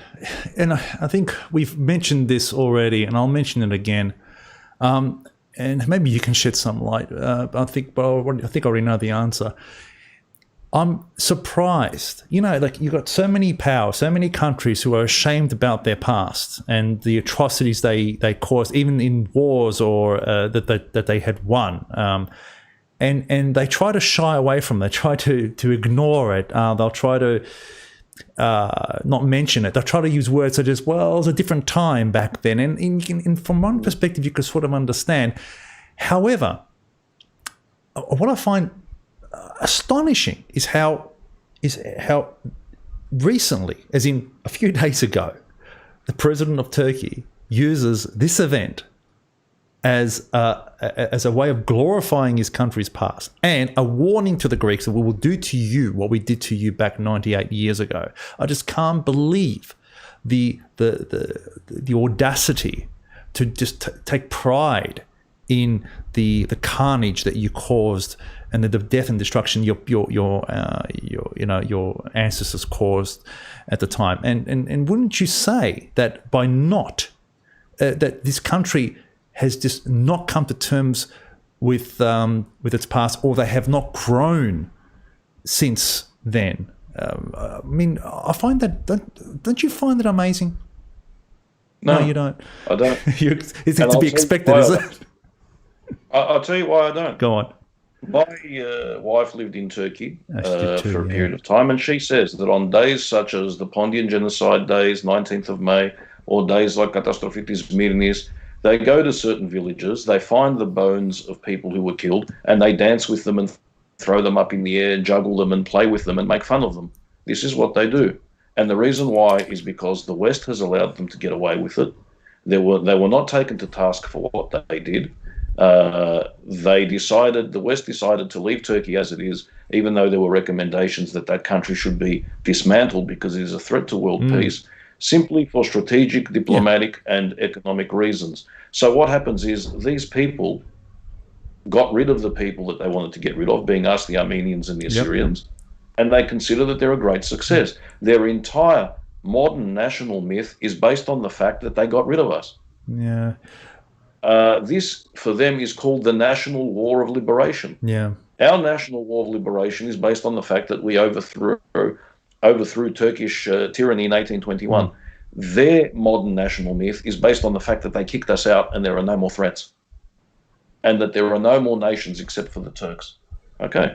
So when they say, we've thrown you into the sea, we'll do it again, and they rub it in our faces, that is because they were, one, allowed to win, two, they were allowed to consolidate their winnings based on the deaths of innocent people.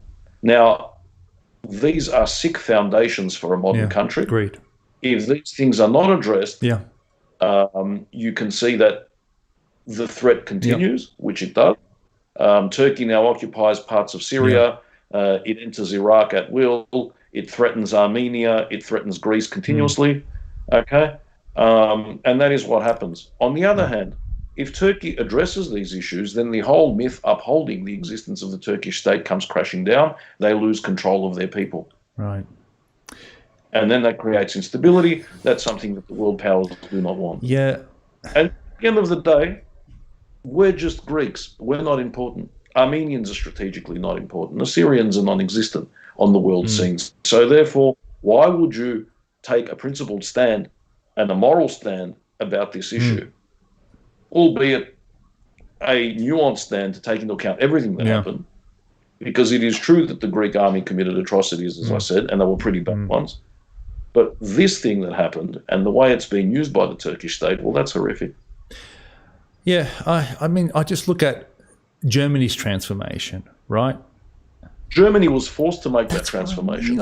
If you look at the accounts, every time a movie was played at the cinema in post-war Germany, the Allies would make sure there was a bit about concentration camps played in the beginning, and they would show the Jews, and they would show bones and crematoria and this and that, and they would force them to watch it. And in the beginning, the Germans would turn their heads away. They didn't want to see it. Because no one wants, as a people, to say, we're a bad people. Correct. We're a Nobody does. That's right. Well, that reaction is to say, no, we're that's good. right. We're great. We're the best. Okay. They forced them to do it. They forced them to come to terms with their past, and it became so ingrained within the culture after so many periods of time that they were able to do it. Germany was able to go from there and become a democratic country for the time being. Okay. Turkey was not occupied. No one forced Turkey to do anything in terms of examine themselves, change the politevma, look at the way they're running the country. Turkey has been indulged for the past 100 years by everyone concerned, whether that's the Soviet Union, America, Europe. And therefore, of course they're going to do that. If you don't examine your national myths, if you don't examine history in an uncritical way, this is what happens. So, you know what, there are so many tangents we could go off from this, but I am going to try to limit it to a couple, to be honest, because there are a couple of things that I do want to ask you. We already had a discussion before this meeting, and we talked about, and I do want to ask your opinion on this, because with one is, and before we do that one is, I wanted to discuss Hemingway. Okay, he's a great great author, one of the greatest apparently in the 20th century. I say a word apparently is because I'm not a I haven't read any of his works, and when it comes to reading, I'm just not the sort of person that gets into books that Hemingway would have written. But that's my fault. But I really want to get an understanding of who he was, his impact in literature, and why his account of what he saw was so important today. But before we do that, you've been involved in genocide recognition activities for God knows how many years now, right? Have you noticed a change in the way we commemorate? Have you noticed anything that's gone better, worse? What, as a person who's been involved, I'm more after your observations on recognition and what we're doing as a community. And I'm just talking about the Pontian community. I'm talking about the Greek community at large with regards to the work that's being done.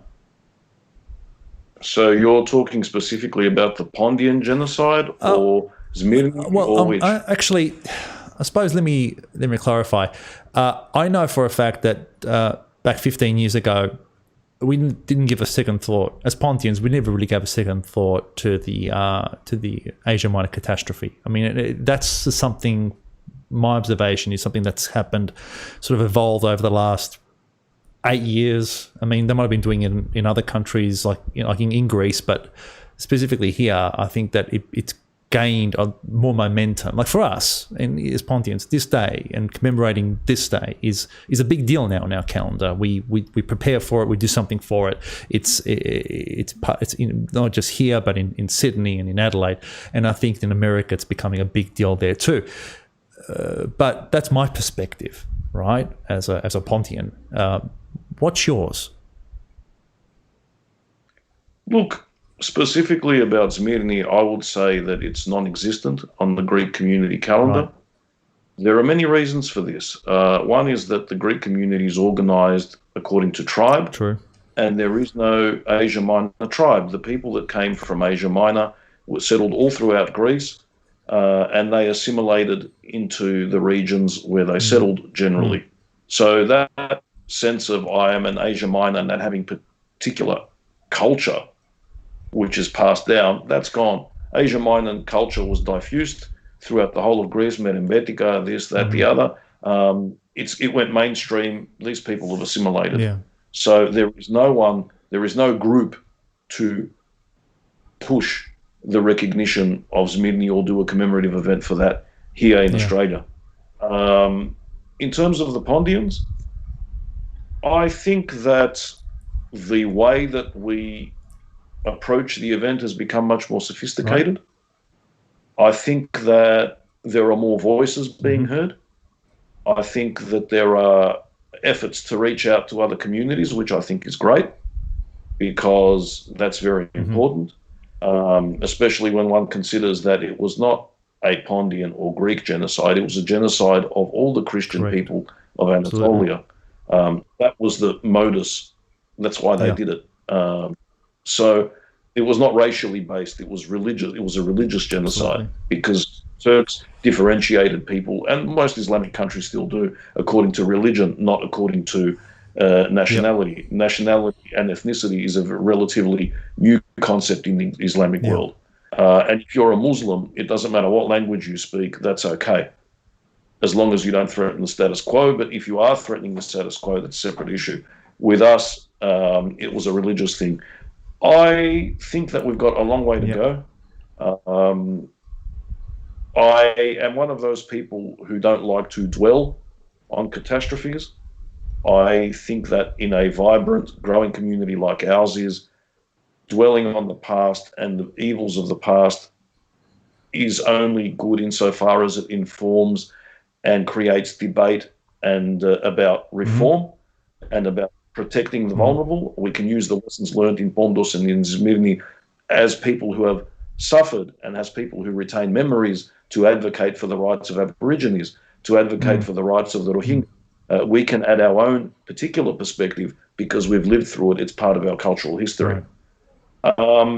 What I believe and where I get my inspiration and why I feel so passionate about this issue is because in reading the history, and I'm one of those few people who actually talk to Turks about it and read Turkish accounts of what happened, because I believe that you can't discuss this in a vacuum. One day or another, you need to go to the people that were the main antagonists and discuss it with them, and that's hard because they don't want to hear it and they've got their own view. I agree. It's hard, but you need to do this. And I say this: These people wanted to destroy us. They wanted us not to exist. Yeah. Okay? And it didn't work. They still, or their leaders still don't want us to exist, which is why they're referring to that event and why they're doing what they're doing to Greece. What can we do here to make sure that their plans for the destruction of the Greek people, or their delight in the destruction of the Greek people, has no future? One simple thing: we retain our language, we retain our culture, we retain our identity. Because as long as we do these three things, we are still here. And that's what they don't want. They don't want us to be here. That's why they committed the genocide. The legal definition of the genocide is to have intent to destroy a whole or in part people. That's what they tried to do. Now, if we are forgetting our language, if we're forgetting our culture, if we're choosing to step away from our community, we are doing their job for them. You're right. That is what they want. You're right. We cannot let that happen. We need to make a commitment to our community to preserve our identity. And we can do it here. It's a country that gives you all the facilities, even funds you, gives you money if you're an organization to do certain things. Okay, and yet we bring up our kids not speaking Greek. We bring up our kids not knowing anything about our past, except let's go to Oakley and get our Greek on. Let's go for a trip to Mykonos. Okay, that's not good enough. Australia is a culture which fosters mediocrity. It's always near enough is good enough. There's that tall poppy syndrome, and I say no. We are Greek Australians, and that Greek part means we need to retain that Greek heritage. It is not hard if we get off our asses to do it, but we are slothful and we don't do it. We always look for the easy way out, but it is wrong because we need to survive as a people. There is something special about us and something important about us, which means that we need to retain our sense of community. We need to remember events like this because they are lessons. The people in Smyrna didn't have a choice. Yeah, we have a choice. We owe it to their memories, and so many other people all around the Greek world that were persecuted for that reason. My mum's people from Epirus, in northern Epirus, they were not allowed to speak Greek. They were not allowed to go to church during the time of the Albanian Hoxha regime. Yes. Up there, they're persecuted. Okay, these people would think of Greece and cry. Greece was heaven for them. Okay, you can't let that kind of struggle down by being complacent here. So for me, it's about that. I look at my kids from my side, their ancestors, refugees from Smyrna, from my wife's side, Assyrian refugees. Okay, the genocide and the memory of that is in their blood. Okay, so what do I do with that legacy? I need to remember it, and I need to translate it into something good. Which is why I wrote a children's book, as you know, about the Pontian genocide, and why, for me, it's about the humanitarian aspect. Yes, what happened was barbarous. We need to use that to stop it from happening again. So me, it's about advocacy for human rights. Fantastic, and I think that we've already had a discussion with Terry with regards to creating art and stories and it being fictional stories in order to be able to reach out, as you said, to more and more people and get them to empathise at the very least with the issues and with what our ancestors went through in the past. I think that's very, very important, and I think that stories like your children's book would actually help at least. And it's your children's book, Dean, it would be a very, very, very. It must be hard to. You can't really teach a child too much about the genocide, right? You have to sort of plant the seeds. Is that what you try to do? To sort of plant the seeds of, and not go into the horror, but go into the meaning. You can't traumatize children. Right? So it's a form of abuse. It's like when Erdogan was invading Syria and he had that little girl up on the stage talking to her, and she was crying. She was petrified. Disgusting. We don't do that. Yeah. But can weave a narrative from a child's perspective, which helps, introduces them to certain of events, but shields them from the horror of it. And that's what I've tried to do. But that's a discussion for another time. And speaking of writers, and we found our segue. Let me talk a little bit about Hemingway. So, why is he such a big deal in literary circles and I suppose in mainstream circles as well. But why is he such a big deal? He was a big deal because he was a brilliant writer. He was, as you say, one of the best writers of the 20th century. He was a modernist writer. He kept it real. His plots are amazing. Right. He was sophisticated and nuanced. He changed the way modern literature appears in English. He had that much of an impact. And he was a war correspondent in Greece and Turkey at the time. So he's written extensive articles about the East Thrace and the refugees leaving from East Thrace. He was in Constantinople. He didn't actually witness Smyrna, but he wrote a famous piece called At the Quay at Smyrna about what was going on, and it's an amazing piece of literature. Right. I am amazed that as Greeks we don't have recourse to this, because it was a profoundly moving piece. It created a lot of sympathy for our cause back when it was written. Really? What's it called again? It's called On the Quay at Smyrna. On the Quay at Smyrna. Okay. Yeah. We should look that up, and just investigate that a little further. Yeah. Starts off like this. The worst thing was how they screamed every night at midnight. I don't know why they started screaming. We were in the harbour and they were on the pier, and at midnight they started screaming. Just like that. And the important thing is that you listen to that. It's very simple, very unadorned. We don't know who they are. We don't know who we are. And it's only as the plot unfolds that you realise he's talking about the people that are trapped on the waterfront and can't get out. And then, again, with that relentless, simple tone. The worst, he said, were the women with dead babies. You couldn't get the women to give up their dead babies. They'd have babies dead for 6 days. Wouldn't give them up. Nothing you could do about it. Had to take them away finally. It's a British soldier speaking, yeah? And in the despair, there's also a bit of sarcasm. You remember the harbour. There were plenty of nice things floating around it. That was the only time in my life I dreamed about things. And he says about the desensitivity of the people watching. You didn't mind the women who were having babies as you did those with the dead ones. They had them all right. Surprising how few of them died. You just covered them over with something and let them go to it. They'd always pick out the darkest place in the hold to have them. None of them minded anything once they got off the pier. So it's relentless. Blow by blow, he explains exactly what happens. Yeah, unbelievable. And what he does, because you know that after Smyrna there was the trial of the 6 anti-Venezuelist officials who they thought were responsible for the debacle in Asia Minor. They shot them. So he links that to this story. He talks about a guy that's been rescued and he's shivering in the hold. And he says they tried to hold him up against the wall, but he sat down in a puddle of water. When they fired the first volley, he was already sitting in the water with his head on his knees. So he's linking one to the other, because for him, it's all about cruelty and madness. What Hemingway is trying to do is he's trying to say this international system of values, which we've been brought up to believe, is garbage. It has collapsed. Because if we were a civilized international community, this could not have happened. Yeah? That's the whole thing. That was the thing that disturbed him about it. It wasn't so much sympathy for the Greeks as Greeks. It was, how can civilized nations sit by and allow something like this to happen? It means that there is no international system. There is no international law. The whole thing has come crashing down on our heads. And that's what he was teaching. And what's interesting, Pete, is I don't know if you have read The Golden Compass, Philip Pullman. Is that the one that turned into a film?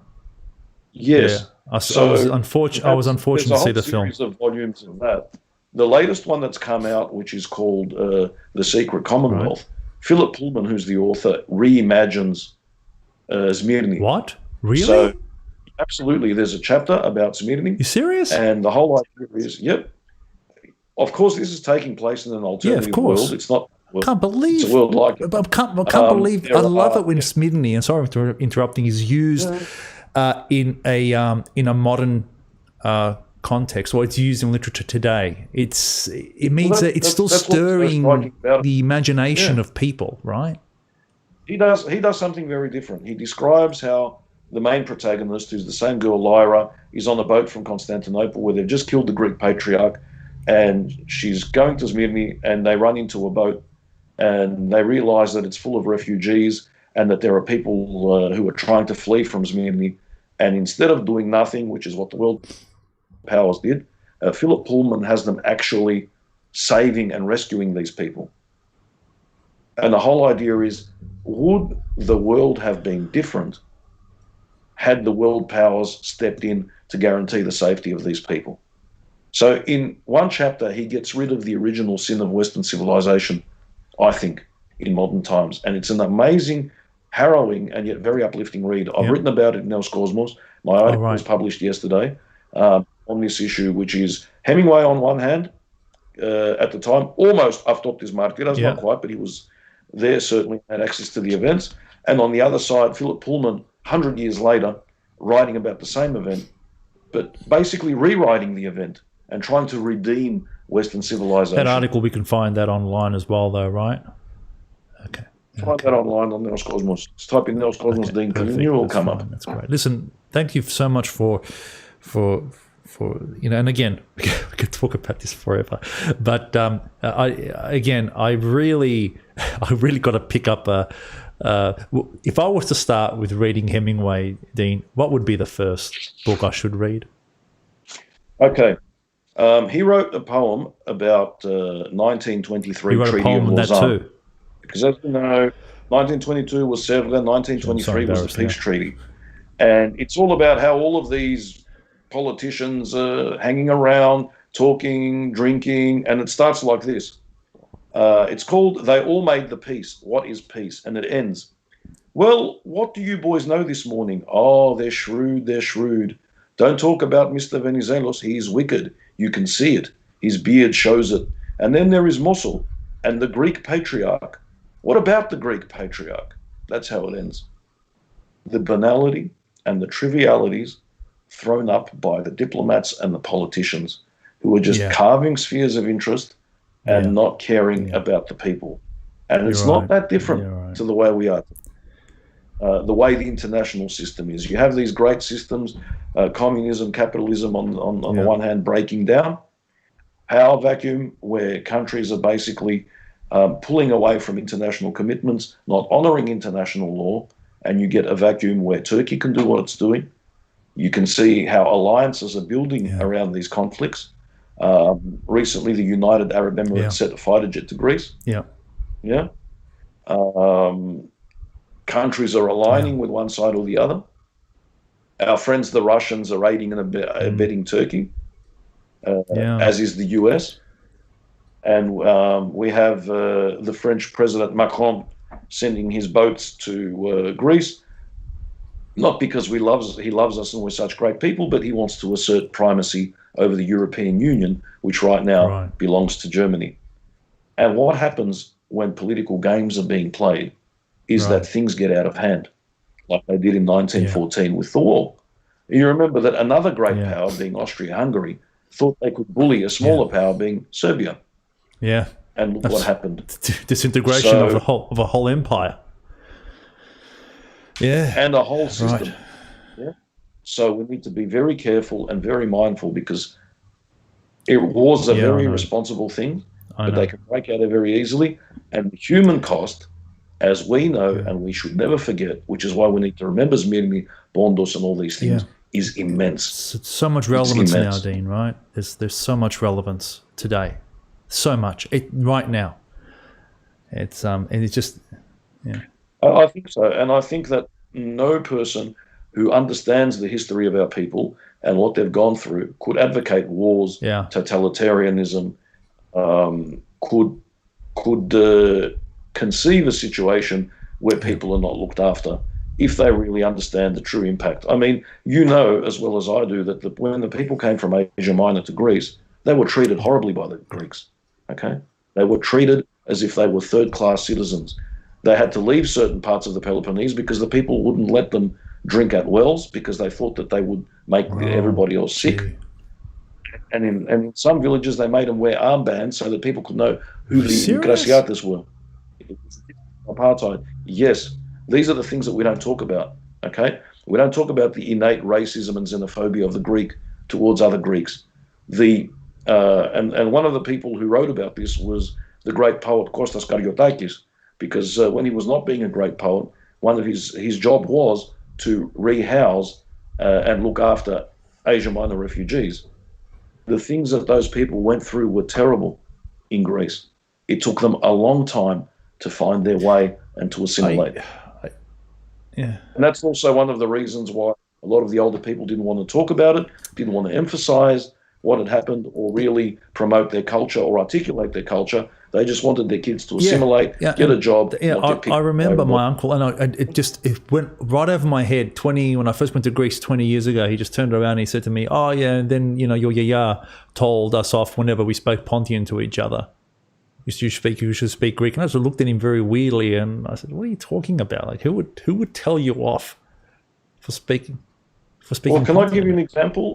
That us and in reality, I was watching a teacher speak about καταστροφή της Σμύρνης recently online. And she was saying, και ήρθαν οι Μικρασιάτες και όχι, ήρθαν αυτοί στην Ελλάδα και φέρανε τα ρεμπέτικα στους Έλληνες. Okay. You think about that. Okay, yeah, I see. Okay. I see. And and the woman was trying to teach the subject. Yeah, I know. And she meant well, but she was from the. You got to be very careful, mate. There is.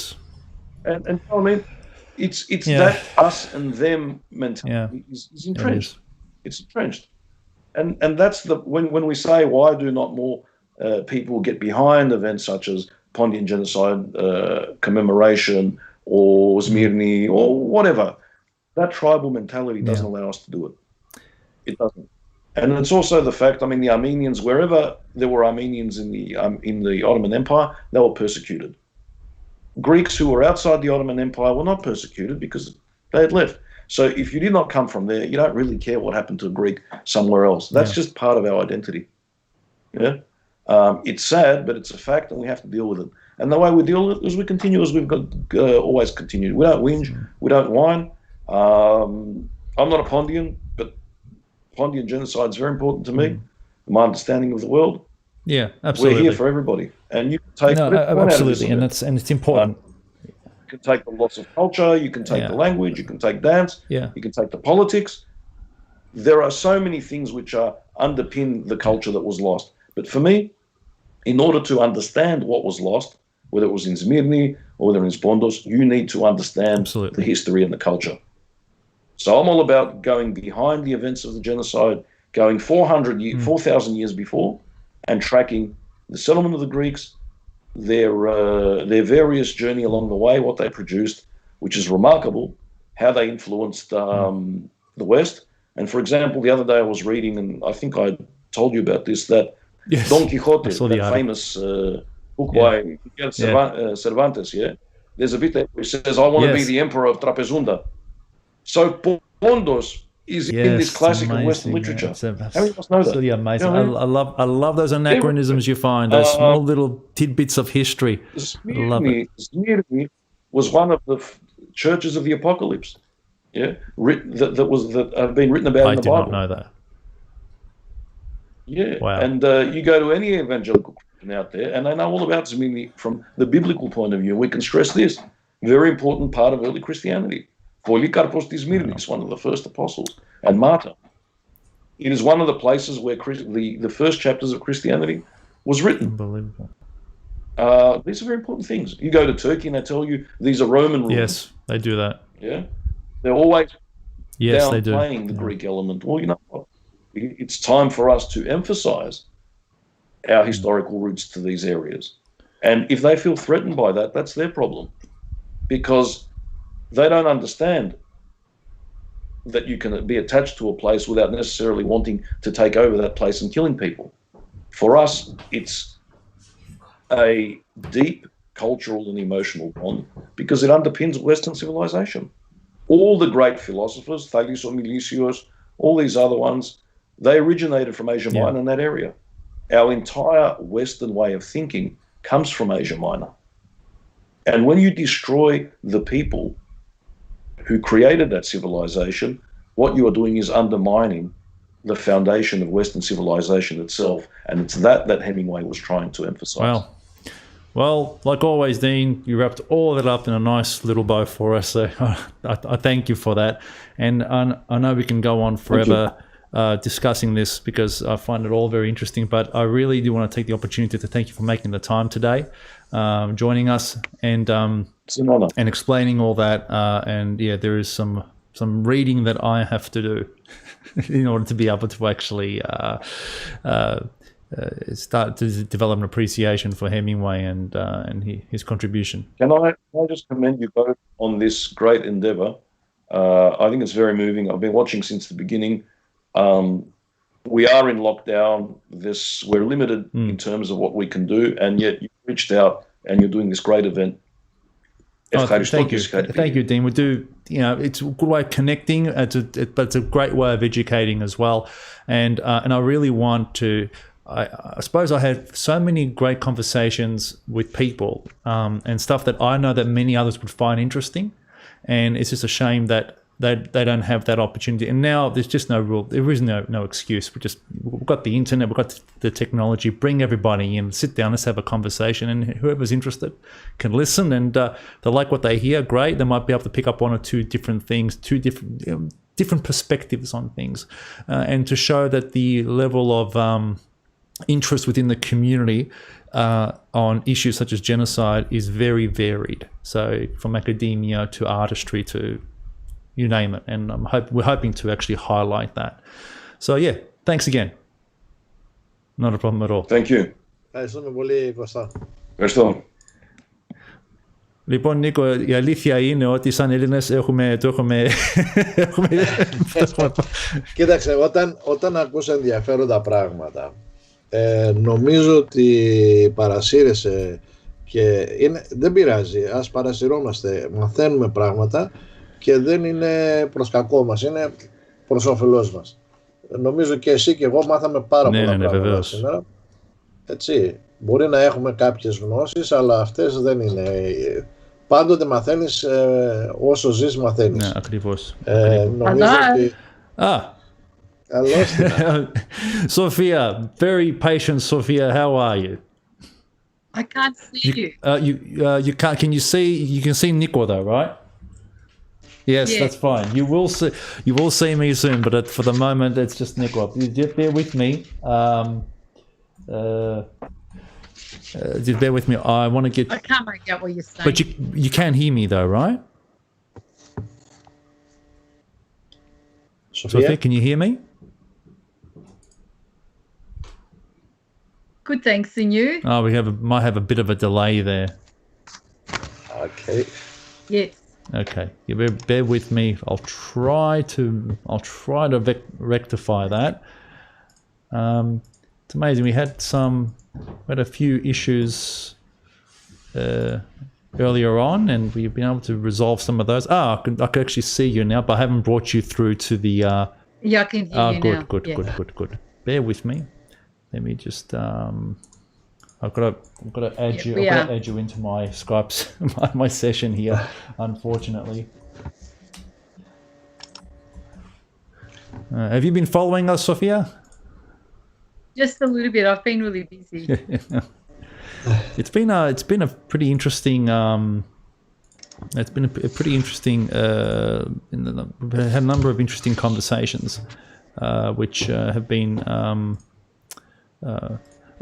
illuminating certain things. And but what I'm really looking forward to is being able to discuss some of your experiences within the community, and I will give you an introduction soon. I think I've lost your video now. I can't see you anymore. Ναι, νομίζω ότι χάθηκε η Σοφία. Oh no, we've got it back. Εντάξει. Okay. On the lives we have the technical problems sometimes. Yeah. Well, you know what? It's much better than the last time, Peter. We are getting better, Nico. We are getting better. We're changing technologies and the way we do things, and And the good news is that Oi. can you hear us, Sophia? Just very, very, very faint. faint. Okay, bear with me. Let me go into. All right, bear with me. I'll see what I can do here. Do. All right. Now, is that better? Can you hear me better now? Yeah, but we can't see. We can't see her. I'm going to bring her. I can still see her. I'm going to bring her up here now. You bear with me. Right. Take her back up. And let me just do transfer. Also, there's a lag there, time lag. Yeah, there might be. We'll try to do the best we can with regards to that. But let me just get you here. And now I think we can see you. Now you can see me. Yes. I can see you now. I think that most people basically can. So, how have you been, Sophia? Yeah, good, thanks. So, what's how's Χάθηκε η okay. Σοφία I'll bring her πάλι. back. Okay, so how are things been with regards to lockdown for you? Have you been Δεν σ' coping with ακούει, lockdown Παναγιώτη, well? δεν σ' ακούει.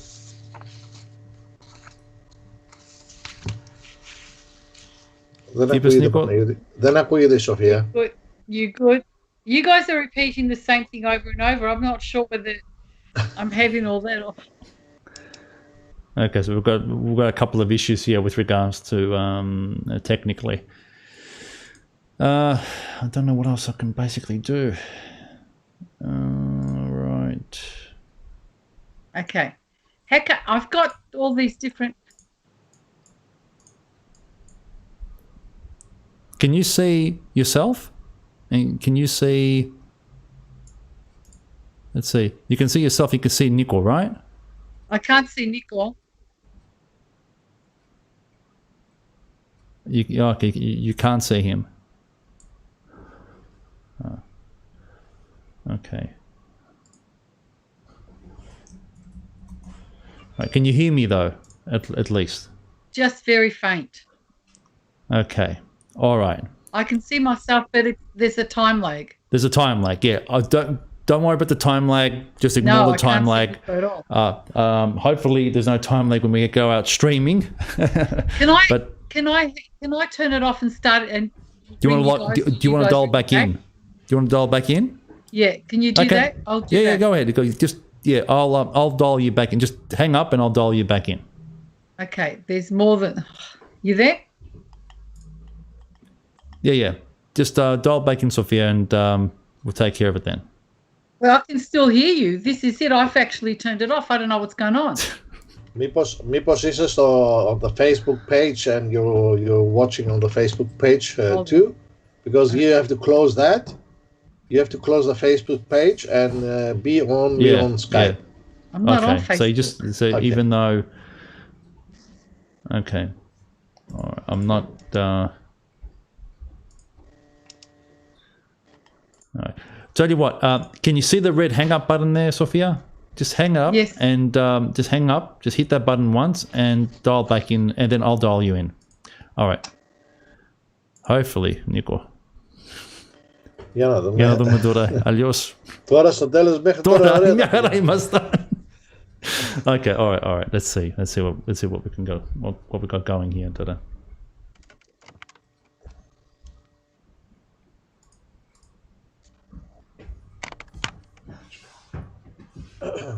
Okay. Hi. Sophia, can you hear me? Yes, hi. I can hear you. Okay. I can't see myself at all. That's okay. I can't see you either. Got two photo. Hold your on, camera let me on? see. Yeah, my camera's just on. Okay, Yep. the camera's on here. Let's get you back up. Okay, there we go. Can you see Nico? You might not see. Yeah, I can see Nico. Good. Yes, Nico. Okay, so we might have been just been a bad connection. So apologies for that. I don't know what happened there, but hopefully we can actually pick it up from there. So I did start off by asking you how you were going and coping with lockdown. Lockdown, well, okay. It's a bit hard sometimes, especially when it's a really nice day and you think, oh, I'd like to catch up with some friends and go out for coffee and whatever. But it is what it is. So, Absolutely. We can't do much about it. I've seen you are very productive in some things, especially on pitas and sweets. We always jealous about that, Sophia. I've perfected something that I couldn't do before. I never had time, but I've actually perfected my pitas now, my spanakoptas. My granddaughter says it's the best. We can see that. We can see that. It's fun. It's better than staying home doing nothing. At least I'm doing something. Yeah. It is. Yeah. Right. So you're representing an organization. It's called Return to Anatolia. Do you want to say something about this organization, Sophia? Return to Anatolia it was started back in about 2004, where I had a client who was Assyrian, and we were talking about what happened to our families and our people, and I discovered that there was another genocide also at the same time. And we had a nice conversation, and I suggested, well, why don't we do a group where we can actually talk about what happened to our people? But we need an Armenian. So he introduced me to an Armenian man who worked at the radio station, and that's how we started with the Return to Anatolia. The three of us got together, and then, as they say, that's history. That's what happened, and we've grown really big, and we've done quite a lot of work. Fantastic. So starting in 2004. So let's start with that. I want to start a little bit I want people to understand a couple of things here. One, you've been advocating for the recognition of genocide, for specifically the Greek genocide now, and with the Armenian and the Assyrian too, for a number of years, right? So so your interest was peaked in 2004. I want to ask you a question because it did come up a few times as a topic. How much of the genocide did you know about? Did you know anything about it before 2004, before this conversation? Nothing. Yeah. Nothing. It wasn't really discussed, was it? No. Yeah. No, my parents never told me. I didn't know. Yeah. I knew about the Pontian culture. I knew. I loved the dancing. I loved getting together with the clubs and all that. But I didn't know. And then when I found out, I went to my parents and said, "Why didn't you tell me?" And they said, "We didn't want to burden you. Yeah. We didn't want to burden you of what we went, what my parents, our parents went through." They said. Yeah. And it was like I just couldn't believe it. So the more I read and the more I found out, the more determined I was to be able to talk about this, because my friends didn't know. We were all Pontian, we didn't know. So it's important that, and look, I understand my parents not telling me. They were trying to protect us. Yeah. But in the same time, though, it would have been good to have known. Yeah. It would have been, wouldn't it? I only found out through literature myself, and then I ended up educating my dad when I was in my teens, because he didn't know much about it either. But it's one thing to learn about it. What really inspired you to become an advocate for recognition? Because that's a huge step, right? It's a huge thing to go from, okay, this is we should know about this, we should be educated about this, but what made you go to the next step and say, you know what, we should be getting others to have a look at this as well, like politicians? It's about achieving justice. It's about achieving the recognition of what happened to people. They were human beings. They lived, they died, how they died.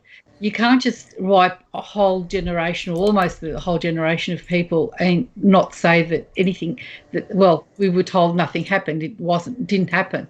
And so for me, it was the justice in getting what happened to them, the innocent people out there, or what happened to those innocent victims. And that's what they were. They were innocent. They were families, young people, adults. So to me, justice is important. And achieving the recognition is one form of justice. And also it heals. By talking about what happened to our people, it heals us. Yeah, I would have to agree with that. I would have to agree with that. Νομίζω πάντα ότι αυτό που λέει η Σοφία είναι αλήθεια. Πραγματικά γιατρεύει τις πληγές. Δεν σε κάνει να ξεχνάς. Δεν ξεχνάς. Και ούτε πρέπει να ξεχνάμε. Γιατρεύει τον πόνο, έτσι. Νιώθεις ότι σου φεύγει ένα βάρος και συνεχίζεις και είσαι πιο ανάλαφρος. Δεν αισθάνεσαι αυτό το βάρος να σε πλακώνει και νομίζω είναι πολύ πολύ σωστό. Νομίζω ότι εκτός όλων των άλλων, Σοφία, αγωνίστηκες και για κάτι άλλο, το οποίο νομίζω ότι είναι τιμή όλων και θα πρέπει να το πούμε αυτό, για ένα μνημείο που ανεγέρθηκε πολύ πρόσφατα. Yes, the monument. Και αφορά για τη γενοκτονία όλων των ανθρώπων και ειδικότερα και των Αβορίγινων. Ναι, όπως, ναι. 2007 είχα μιλήσει με the direct. I'll speak in Go English. ahead. I spoke by all means. to the director of the Holocaust Centre. Thank you. I spoke to the director of the Holocaust Centre, and I said to him, I'd really like to have a monument for all victims. Ideally, it would have been just for our people, but then I thought other communities have suffered, and there's nothing out there for them. So I approached the Holocaust Centre, and then I became the deputy chairperson of Darebin Ethnic Communities Council. And in our group, there's South Sudanese, there's Africans, there's Congolese, there's Vietnamese, there's Sri Lankans. There's a whole lot of different community groups, and they've all suffered genocide. So it was something that I put to the table, and they absolutely loved it. We worked very hard to get that, and in 2016, on the 17th of September, we actually unveiled it. And we've had such a success. People, even from America and Canada, have actually come down to have a look at it. Really? From that far away? It is. Yes, they found out about it. They were here. They've made an effort to come out and see it. So it's something that, and what we do is we have commemorations, and we do have the 19th of May. We do the 17th of September for the Greek genocide, which includes Smyrna, of course, and all of Asia Minor. We include the Aboriginal genocide, and this monument is the first of its kind in the world, for all victims of genocide, and also recognising the Aboriginal genocide. Now, there are other monuments around the world, don't get me wrong, but they're only just for specific genocide, not for all the genocides. So we do the Holocaust commemoration. We've done Srebrenica. We've done all the communities in the area that want to commemorate. We've gone and commemorated. This monument is also we've had a lot of refugees and asylum seekers, and refugees, and even to this day, we've had genocide survivors from overseas. So this monument also holds for them a place to go and commemorate, a place to reflect, to remember their people, because they don't know where their people have been buried overseas. So that monument also holds very dear to those people. Right. The monuments are very interesting thing. In fact, monuments in general are pretty interesting. I know that you said that there wasn't one, and you realised there wasn't one. But what inspired you to say, well, we do actually need a monument, and what inspired the design? And I'll try to bring up the design on the web here so people can actually see it. But the design is actually interesting as well. So, firstly, why the design? I don't know if you've heard of Uncle Reg Blow. He was the elder that was in the city of Whittlesea, and we dealt with him many times.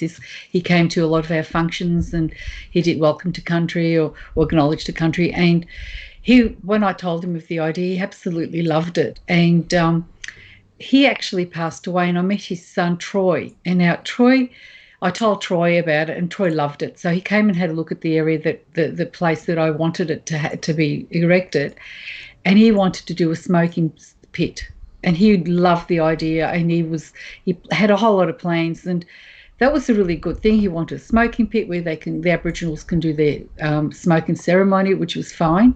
But then he died. So we thought of a way that we can actually honour him for their ideas. So we made that into a bowl, where we can have the smoking ceremony. But we made it. But then when we were talking to the stonemason, myself and Katerina, who was part of DEC, and we were saying we wanted it for in three ways. We wanted earth, fire, and water. The fire would be for the smoking ceremony. The water would be for a lot of communities. Put flowers and water to commemorate their death. And for the Europeans who like candles, so the earth, so we can put the candle on. And as the woman was designing it, it looked like, we looked at it and we went, oh my God, it looks like a peace sign. It does. So it does. that's how I will try. And it was just the way I'll try to bring it. I think I'm going to found something here. I think I'm going to found something here.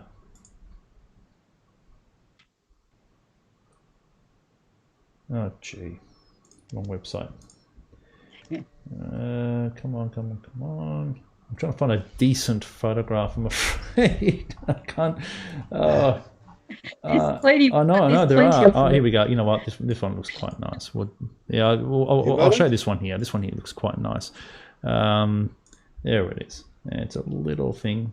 But you can still see the peace sign right here, right? Yeah. It's in a quite a nice place. There's a few attendees there, right? This is during one of the I can recognize some people from there.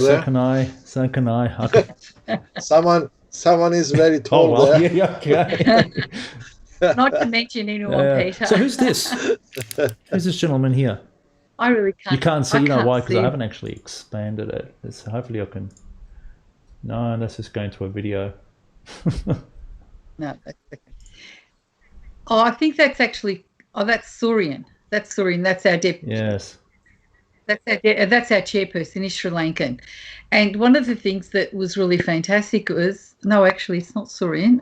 It's not Surian. No. No, it's actually Clovis. He's Congolese. He was one of the ones that was really pushing for this. He loved the idea for the monument to happen because, as we were talking about, about the monument, he was telling me that his people back in the Congo were being slaughtered. So it's really significant for a lot of people.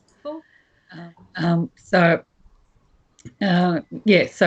many people, as I said, many people go and commemorate and remember, and it's one of the things we've also said, there's no political statements to be made. That's pretty difficult. It's pretty difficult to talk about genocide and to avoid political statements being made. What would garner a political statement? Is it advocating a political party or criticizing a particular country? Like, is that the sort of stuff that's avoided when you do that, right? That's right. That's right. And we look at it. When you go to the cemetery, you don't actually do political statement. I see.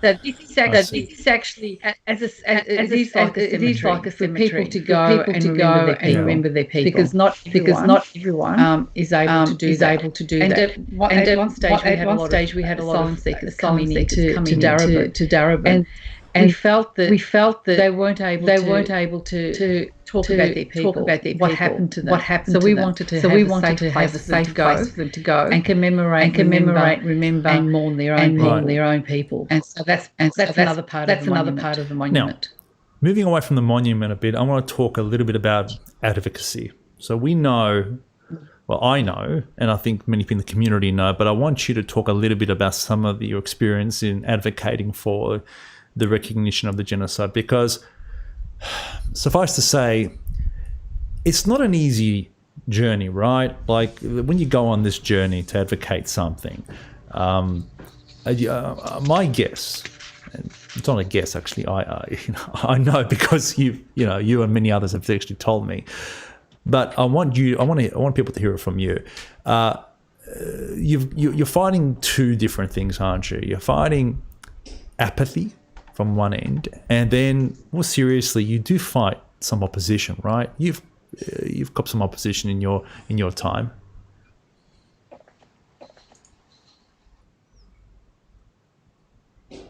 Yes, we have.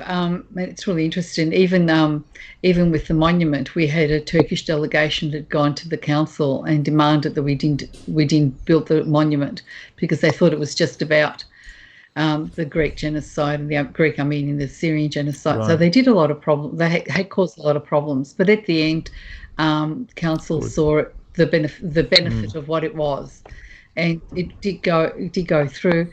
Look. We've had a lot of exhibitions, we've had a lot of conferences, and people are very receptive. The only one of the times that I remember in the Dandenong Library, I got a phone call from a friend of mine saying that the Turkish Member of Parliament in that area had actually called in to tell me not to go ahead with the monument, with the exhibition, because they were going to organise bus floats of Turks to come out to demonstrate outside the library. Really?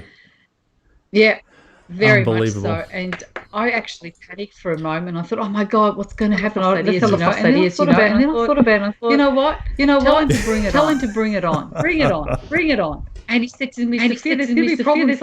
Bring it on. We'll call the newspapers. We'll call all the media. And what they're trying to cover up. Let's see. They were trying to bully you, weren't they?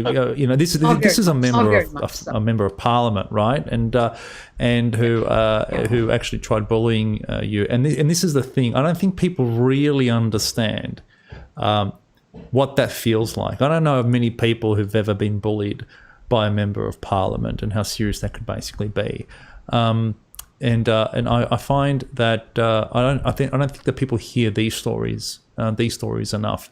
Have you ever had to deal with threats, as into your life and safety? Yeah. Well, when we finally unveiled the monument, we actually got an email from the email was Haran Dig something or other, and Haran was an Armenian journalist who actually assassinated in Turkey, and the email said we will slit your throats while you sleep. That's what the email said. Yes. A bit other things, part of that, and then it had sign from the Grey Wolves, and it was really scary. Myself and a couple others who actually knew the history thought it was serious. Unfortunately, some of the other people that in the committee didn't realise how serious it was, but eventually we took it to the police. We had to. We just can't do it. Look, there have been other times. There have been. And not only myself, I think Panayoti and quite a few other academics a few years ago were followed too. I mean, on Facebook and social media. But it is what it is. But the truth is there. It's the truth. The truth is the truth. You can't hide the truth. It is what it is. It happened. There's nothing wrong for them to apologise what happened in Germany. They apologised and they moved on. Why not do it for us? It happened. It's the truth. And you know what? At the end of the day, justice needs to be done. These people need to be remembered in a way that they did exist. This is what happened to them. Absolutely. And and when this happens, people will actually move on, and that's what we want. And look, we don't hold anything against the Turkish community. For heaven's sake, they're human beings, they're the same as us, and I'm sure that they have their own stories and whatever. But at the end of the day, we need to remember what happened to our parents, to our grandparents, to our ancestors. I don't think it takes away from it, right? There are Jews still living in Germany, and there are Jews who've got German friends, and it's not an indictment on the whole German community or the whole German country. But with regard, it's not like there might be many Jewish people who don't like German people for what they've done, and that's fine. It's very understandable. But in general, you don't have generalize a whole community, especially today. But I think my problem is this: when you speak to a German, they understand what their ancestors perpetrated, okay, and they understand what had happened was wrong, and the country itself has worked very hard to make amends for what they did perpetrate. But you look today, and this is the other thing. You look today, and you look at what the current president of Turkey is saying about throwing people back into the ocean, and about the fact that we don't that we'll teach them a lesson again. Just you really can't imagine. That contradicts exactly what Yeah, because one thing they say it wasn't a genocide. The other thing they say, oh yeah, well, of course we cleaned you guys out, like the definition of what genocide is. But you couldn't imagine Angela Merkel or any other German leader today, turning around to Israel or the Israeli president and say, we'll throw you into the furnace the same way our ancestors did. It'd be a horrific thing to say, right? An absolutely horrific, and I think the world would condemn the country for it. And yet, I don't know why, but Turkey just seems to get a pass for their rhetoric, and I don't think that everybody within the Turkish community would agree with the Turkish leader's stance on this, and that's the reason why. I don't know of anybody within our community that holds any ill will towards members of the Turkish community at all. Not should be because these people they're not the perpetrators. They're not guilty of doing anything. These things like we are. It's something to be said about the Turkish nationals, like the ones that went after you and to bully you and threaten you and intimidate you, though, right? But it wasn't just me. It was also they did, so it wasn't. But look, that's the problems that we face. We need to persevere. We need to keep on going because the ultimate result is what we want, and that's the justice for our people, the recognition. Now, I don't know if I've told you, back in 2011, I went to a conference in Brisbane, and it was with the Labor Women's Network, and it was all women from Australia, or Labor women from Australia and New Zealand. And I put the motion up to recognise the Greek, Armenian and the Assyrian genocide, and it was actually passed. It was the first time ever in Australia that all the women in the Labor Party actually they recognised it. Did you know that? Had no idea. You see how many things you're learning today. It's amazing. There is a recognition, and we don't know that. And we just picking up the other ones. That's also very important thing. It's very important. Whatever recognition is happening. Also, the Greens have actually recognised. I've got a letter from Adam Bank. Recognised genocide. Last year we had a commemoration. We did a function at the Mill Park Library, and we invited Lydia Thorpe to come along. It was the Pontian with Smyrna, and what she actually spoke about recognising what happened to our people. She was recognising the genocide. I've got that in tape, but I don't know how to get it out to you. You know what? We need to now. Speaking of all that, so and probably we haven't really mentioned that enough today, unfortunately. So earlier on today, I made mention of the Joint Justice Initiative, right? And this is really right up your alley, Sophia. It is, and for those listening, just reiterate it again, and I might put it into the description of these videos that we share on Facebook as well as YouTube. That at the ANC website, at the www.anc.org.au, and then look for the Joint Justice Initiative site, and I'll just go back to that site here, and you know what? Let me just go there. I think that you'll get a bit of a kick out of this. Just here, .anc.org.au. There we go. So this is the Armenian National Committee website. You can already see that here they've made an announcement with regards to Senator Louise Pratt, and it basically joins the Armenian, Assyrian, and Greek calls for genocide recognition. Now here there's a button, there's a link right down here. It's called Joint Justice Initiative Call to Action. If you click on this, it'll take you to this page here, right? And this page here is a map of Australia. And the Joint Justice Initiative has got a target, and the target is to get every single senator in federal parliament to sign the charter or the pledge to get the genocide recognised. And it's already been signed by a number of senators, but surprisingly, even bigger number of lower house MPs. And it's very, very easy to use. But so for argument's sake, Victoria, our one here, you click on that, and it will show you the number of the senators in Victoria that have yet to sign it. And so, given that we've got 12 senators only, there's still a fair bit of work to do, right? And regardless of what political party they're from, these are the contact details.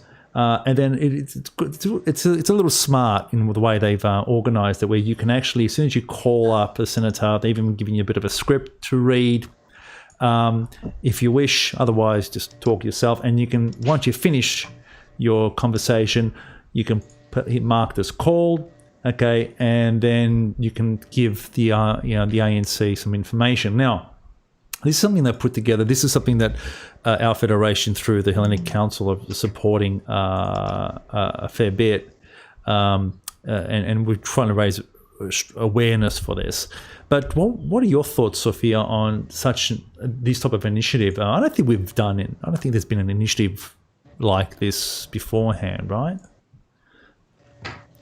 No, like this. no, there hasn't. No. There hasn't been. With RTA, we did go and lobby many times, yes, absolutely. I remember that. We've gone two or three people from RTA members, and we've gone lobbied, and we've had a lot of. I suppose we've opened up the road because when we first started, people didn't know. People didn't know about the genocide. Awareness, raising awareness is a tough thing, right? So what we did, we laid the groundwork in regards to getting people in Canberra, in Victoria, knowing about what happened to the genocide, in the genocide. Many times I've heard it's like I went and saw someone of the she's not there anymore, Victorian one, and she said, oh yeah. So at the Pontians, are they Armenian? No. So she even had no idea that there were groups and groups. So it's the educating them. That's one of the things that Return does. We educate people to our people. It's one of the things that we're, as a federation, we're moving toward now. Is like this particular engagement with the ANC is done through the Hellenic Council.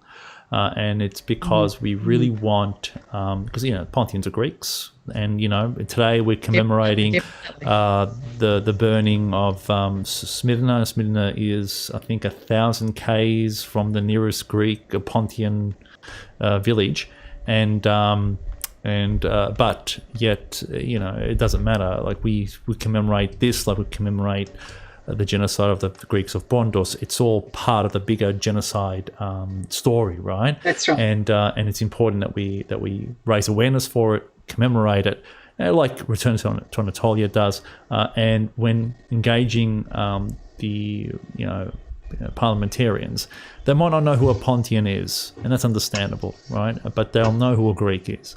And that is the angle that we really need to push, and that this is a 10-year story that it's even older than 10 years. But for 10 years, our people, together with the Armenians and the Assyrians and other Christian populations, really suffered at the hands of these perpetrators, and just 10 years of cleansing and killing in various stages that just led to the total decimation of these peoples from Anatolia.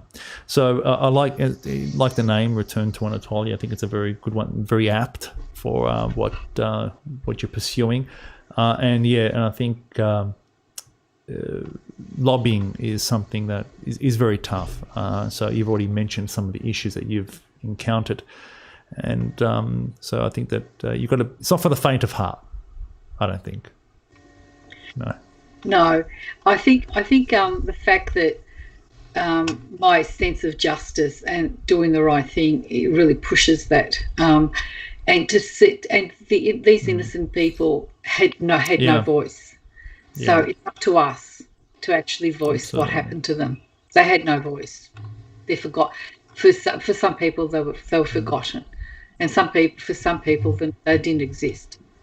So we have to be their voice. That's very noble, very, very noble. So, Sophia, that's in the end, that's what I wanted to do. I really wanted to bring you on. I want people to actually get to hear from you, get an understanding of what the work that you've done, also, and the RTA have done and DEC have done, as well as, how hard it could be.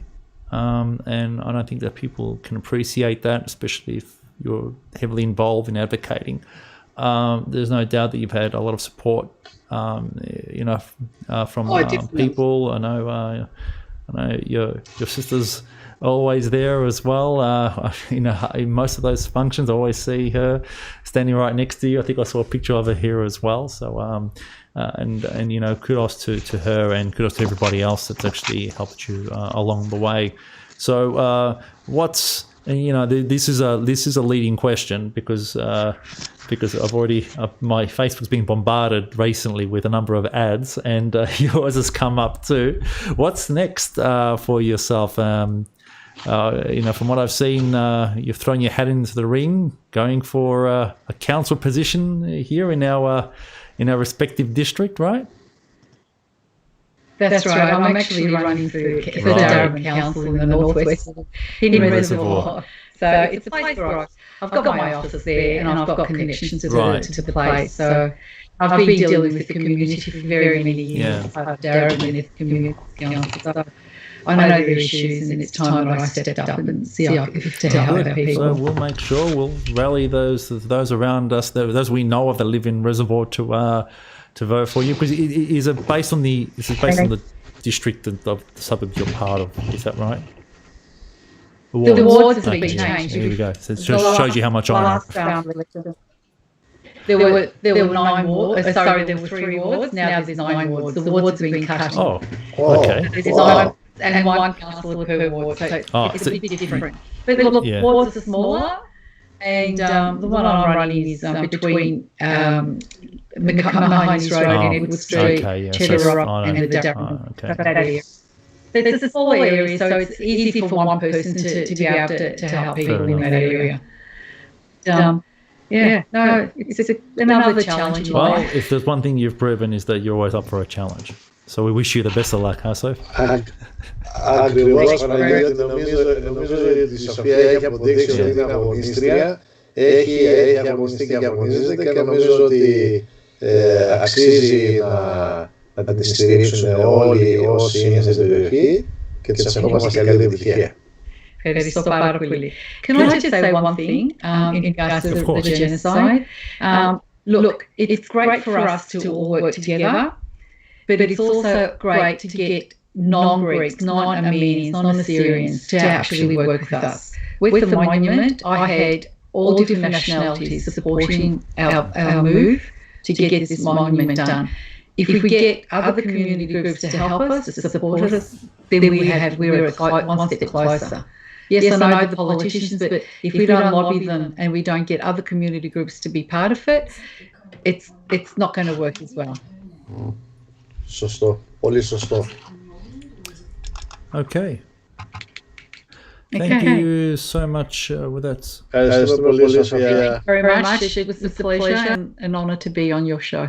Και εμείς όποτε χρειάζεσαι κάτι, υποστήριξη, πάντοτε να ξέρεις μας έχεις δίπλα σου. Thank you very much. Thank you, Sophia.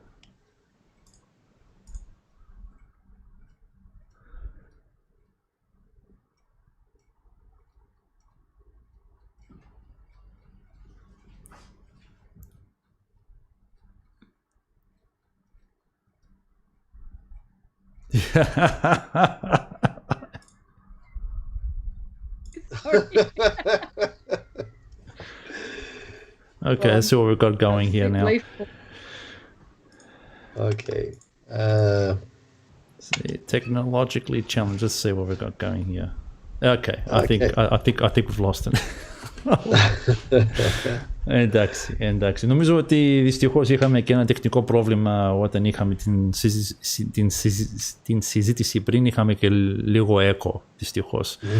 Είναι κάποια τεχνικά προβλήματα που χρειαζόμαστε να διορθώσουμε για το μέλλον. Πρέπει να κάνουμε προπόνηση. We need to... Όσες φορές διορθώνουμε κάτι άλλο συμβαίνει δυστυχώς. Αλλά ναι, σιγά καλυτρεύεται το πράγμα, αλλά για μένα και νομίζω για μας ήταν πολύ σημαντικό ότι κάναμε αυτό το μικρό πρόγραμμα που έχουμε κανονίσει. Πιστεύω ότι θα είναι, Νίκο, σημαντικό. Ακόμα κάποιον νομίζω καλεσμένο, αλλά δεν ξέρω αν τελικά θα τον έχουμε. Ναι.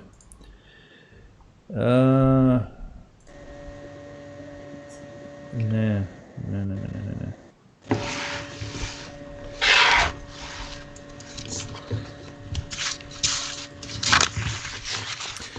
Αλλά βλέπεις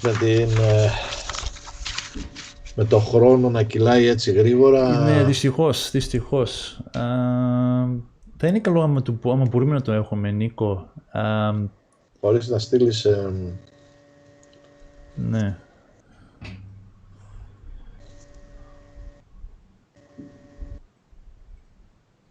Περίμενε.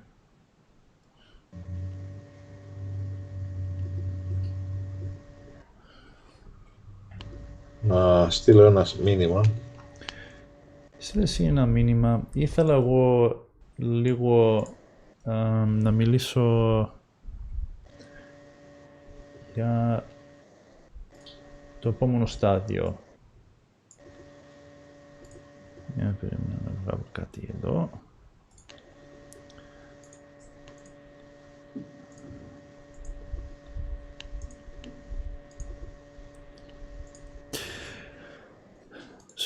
Ένα θέμα που δυστυχώς δεν είχαμε ώρα να μιλήσουμε και ήθελα πολύ να το έχω σε αυτό το πρόγραμμα ήταν για την μουσική από τη Σμύρνη.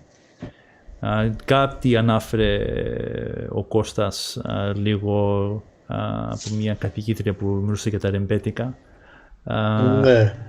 Και το τραγούδι που ακούσαμε, το καίγομαι είναι αποκλειστικά ρεμπέτικο τραγούδι, έτσι. Ναι. Αλλά σίγουρα θα ήταν διαφορετικό να ακούγαμε περισσότερες πληροφορίες όσον αφορά την μουσική παράδοση που ήρθε από την Μικρά Ασία, εξελίχθηκε στο ρεμπέτικο και αργότερα έγινε μέρος της μουσικής παράδοσης κυρίως Ελλάδος και μέρος του μοντέρνου τραγουδιού μας, έτσι. Εντάξει, ήθελα τώρα λίγο, Νίκο, τώρα που θα κυνηγάμε λίγο τον άλλον ομιλητή, ήθελα τώρα να δείξω λίγο για τα βιντεάκια, ένα βίντεο που έχουν τραβήξει για το κάψιμο, γιατί ευτυχώς υπήρχαν άτομα με κάμερες εκεί για να πιάσανε τώρα το πολύ φοβερό τραπαντικό κατάσταση της φωτιάς.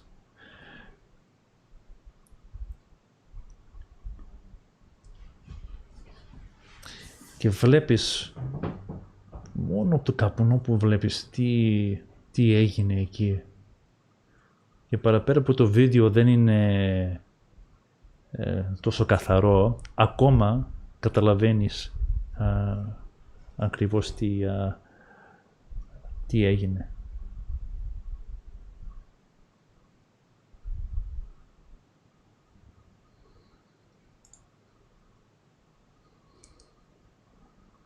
Τα καταβάκια.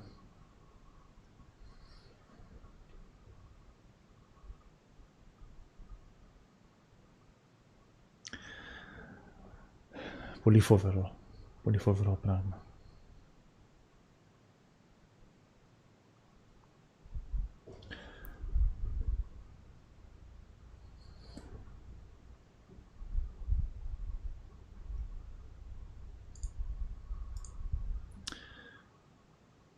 So as we're basically watching this, there is one thing that I do want to actually mention.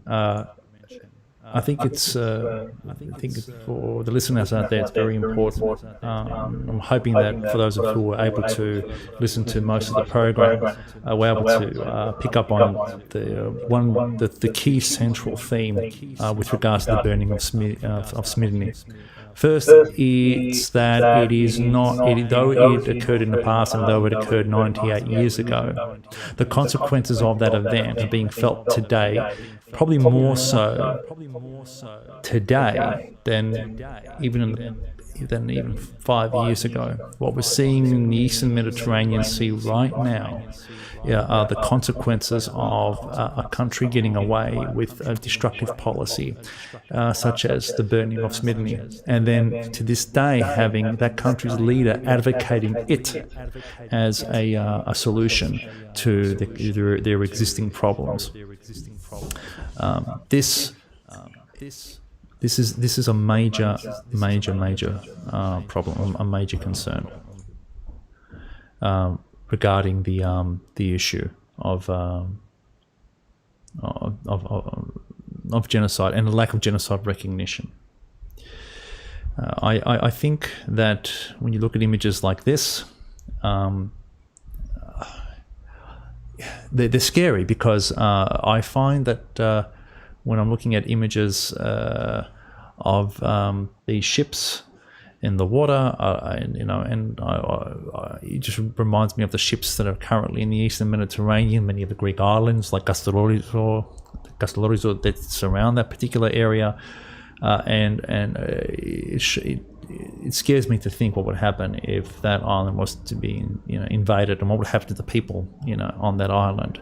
We all know what happened in Cyprus back in 1974, and the horror stories of what occurred there are still being talked about and even discovered today. So we know that situations such as this and commemoration events such as this raise awareness. It also hopefully engages the community, especially young people, in a way to care about what happened in the past in order to be able to become advocates for our people and for justice, in the near future.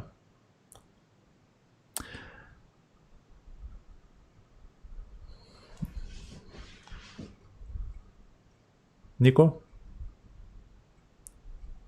Περίμενα, έχω χάσει τώρα δυστυχώς.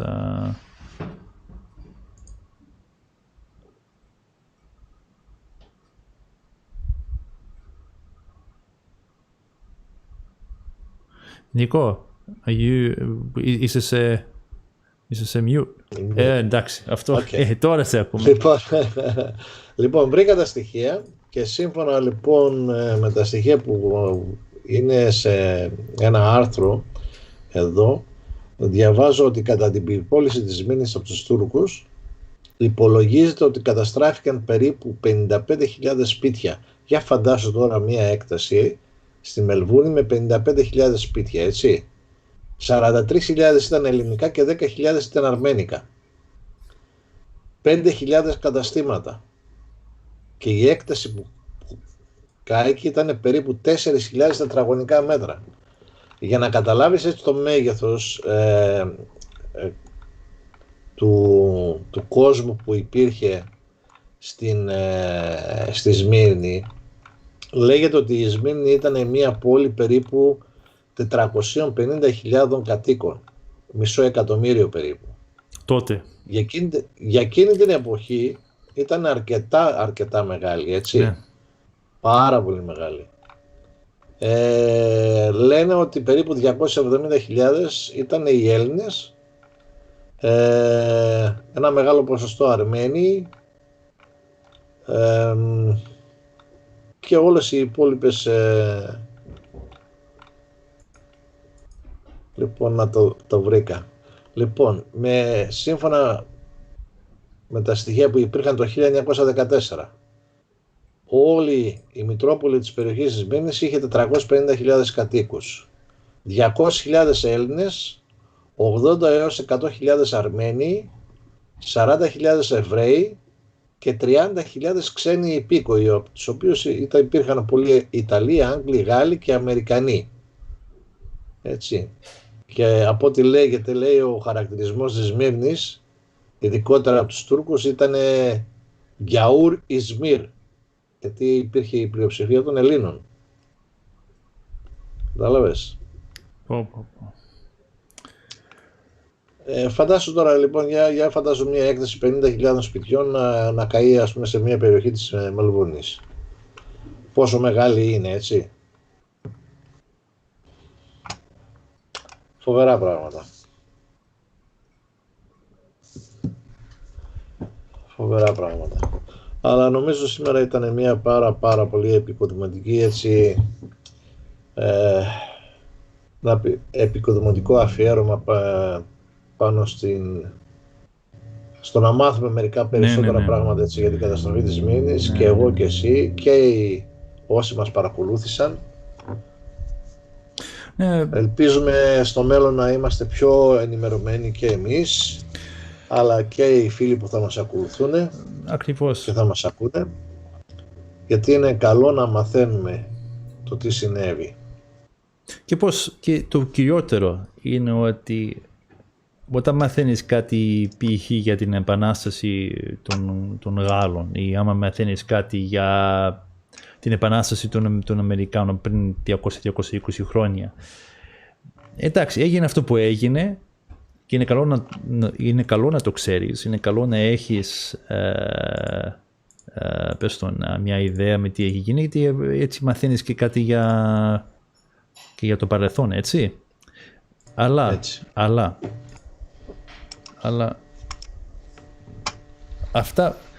αυτά που έγιναν τότε, η σημασία που έχουν για την καθημερινή ζωή μας σήμερα, δεν είναι και τόσο,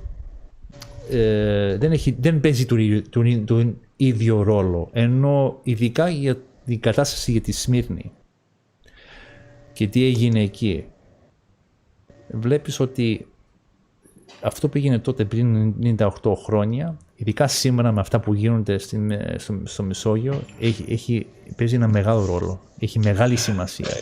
Και είναι επίγον για μας όσοι Έλληνες να το καταλαβαίνουμε αυτό. Ακριβώς την ίδια περίοδο με την καταστροφή της Σμύρνης, ακριβώς την ίδια περίοδο τώρα πάλι έχουμε τα ίδια προβλήματα, παρόμοια προβλήματα, έτσι. Ναι. Δυστυχώς, ελπίζουμε όλα να αποφύγουμε κάποιες εντάσεις που υπάρχουν, ναι, και να καταλήξουμε έτσι σε πιο ήρεμες καταστάσεις. Ναι. Δεν αξίζει να χαθούν και άλλες ζωές. Ακριβώς. Εξαιτίας κάποιων πολιτικών αποφάσεων. Δεν πρέπει να θρηνήσουμε πάλι θύματα. Ακριβώς, Νίκο. Λοιπόν, και εντάξει, από εδώ και πέρα τι γίνεται, Νίκο, τι γίνεται από εδώ και πέρα? Πάλι να κάνουμε μια επιθύμηση για το website, το anc.org.ay. Είναι πολύ σημαντικό αυτό. Είναι πάλι θέλουμε να τονίσουμε ότι άμα θέλετε την Αυστραλία να υποστηρίζει το ελληνικό κράτος, θα είναι καλό άμα οι βουλευτές και ειδικά τα άτομα από τη Γερουσία καταλαβαίνουν και αναγνωρίζουν κάτι από την ιστορία μας και καταλαβαίνουν ακριβώς γιατί έχουμε το πρόβλημα που έχουμε σήμερα και ότι είναι πολύ σημαντικό να υπογράφουν αυτή τη συμφωνία, αυτό το charter που έχουμε βγάλει, ότι να υποστηρίξουν την αναγνώριση της γενοκτονίας. Δεν θα υπογράφουν τίποτα άμα δεν χτυπάμε τα τηλέφωνα. Και στο website το κάνει πάρα πολύ εύκολο για τον κόσμο να καταλαβαίνεις ποιος μένει και ποιος δεν έχει υπογράφει και πώς παίρνεις την πρωτοβουλία να τους πάρεις τηλέφωνο και να τους πλησιάζεις να το υπογράφουν. Και ειδικά για μας ως Έλληνες είναι επίγον για μας να χτυπήσουμε αυτά τα τηλέφωνα και να τους κυνηγήσουμε να το υπογράφουν. Λοιπόν, νομίζω τα είπες όλα. Είναι ώρα να καληνυχτήσουμε τους φίλους που μας παρακολούθησαν. Ναι. Να τους ζητήσουμε συγγνώμη άμα γίναμε κάποια στιγμή βαρετοί με τα λεγόμενά μας, αλλά νομίζω ότι στην ουσία είχαμε και είπαμε πολύ σημαντικά πράγματα και μάθαμε πράγματα. Ναι. Και ας ελπίσουμε την επόμενη φορά να μην έχουμε και τόσα πολλά τεχνικά προβλήματα, αλλά γινόμαστε καλύτεροι, Παναγιώτη. Σε μερικές μήνες θα είμαστε σφαίρες, μην ανησυχείς. Don't worry, we'll be fine.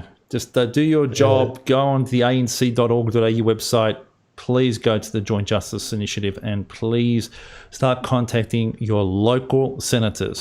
Choose your state, look for your senator and start making phone calls. At worst, you won't make more than 12, which is probably less. It's probably, you know what, about 1,000 less that you probably make during a day anyway. So thank you very much for joining on this us on this very special occasion. We wish you all the very best, depending on where you are. Stay safe, and as always, good health and God bless from me, Nico.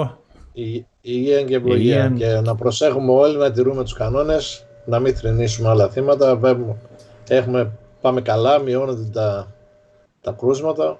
Ας ελπίσουμε να απελευθερωθούμε πολύ γρήγορα από τα δεσμά αυτής της κακής κατάστασης που επικρατεί αυτή τη στιγμή. Καλό βράδυ σε όλους. Γεια σας. Thank you. See you guys. Bye bye.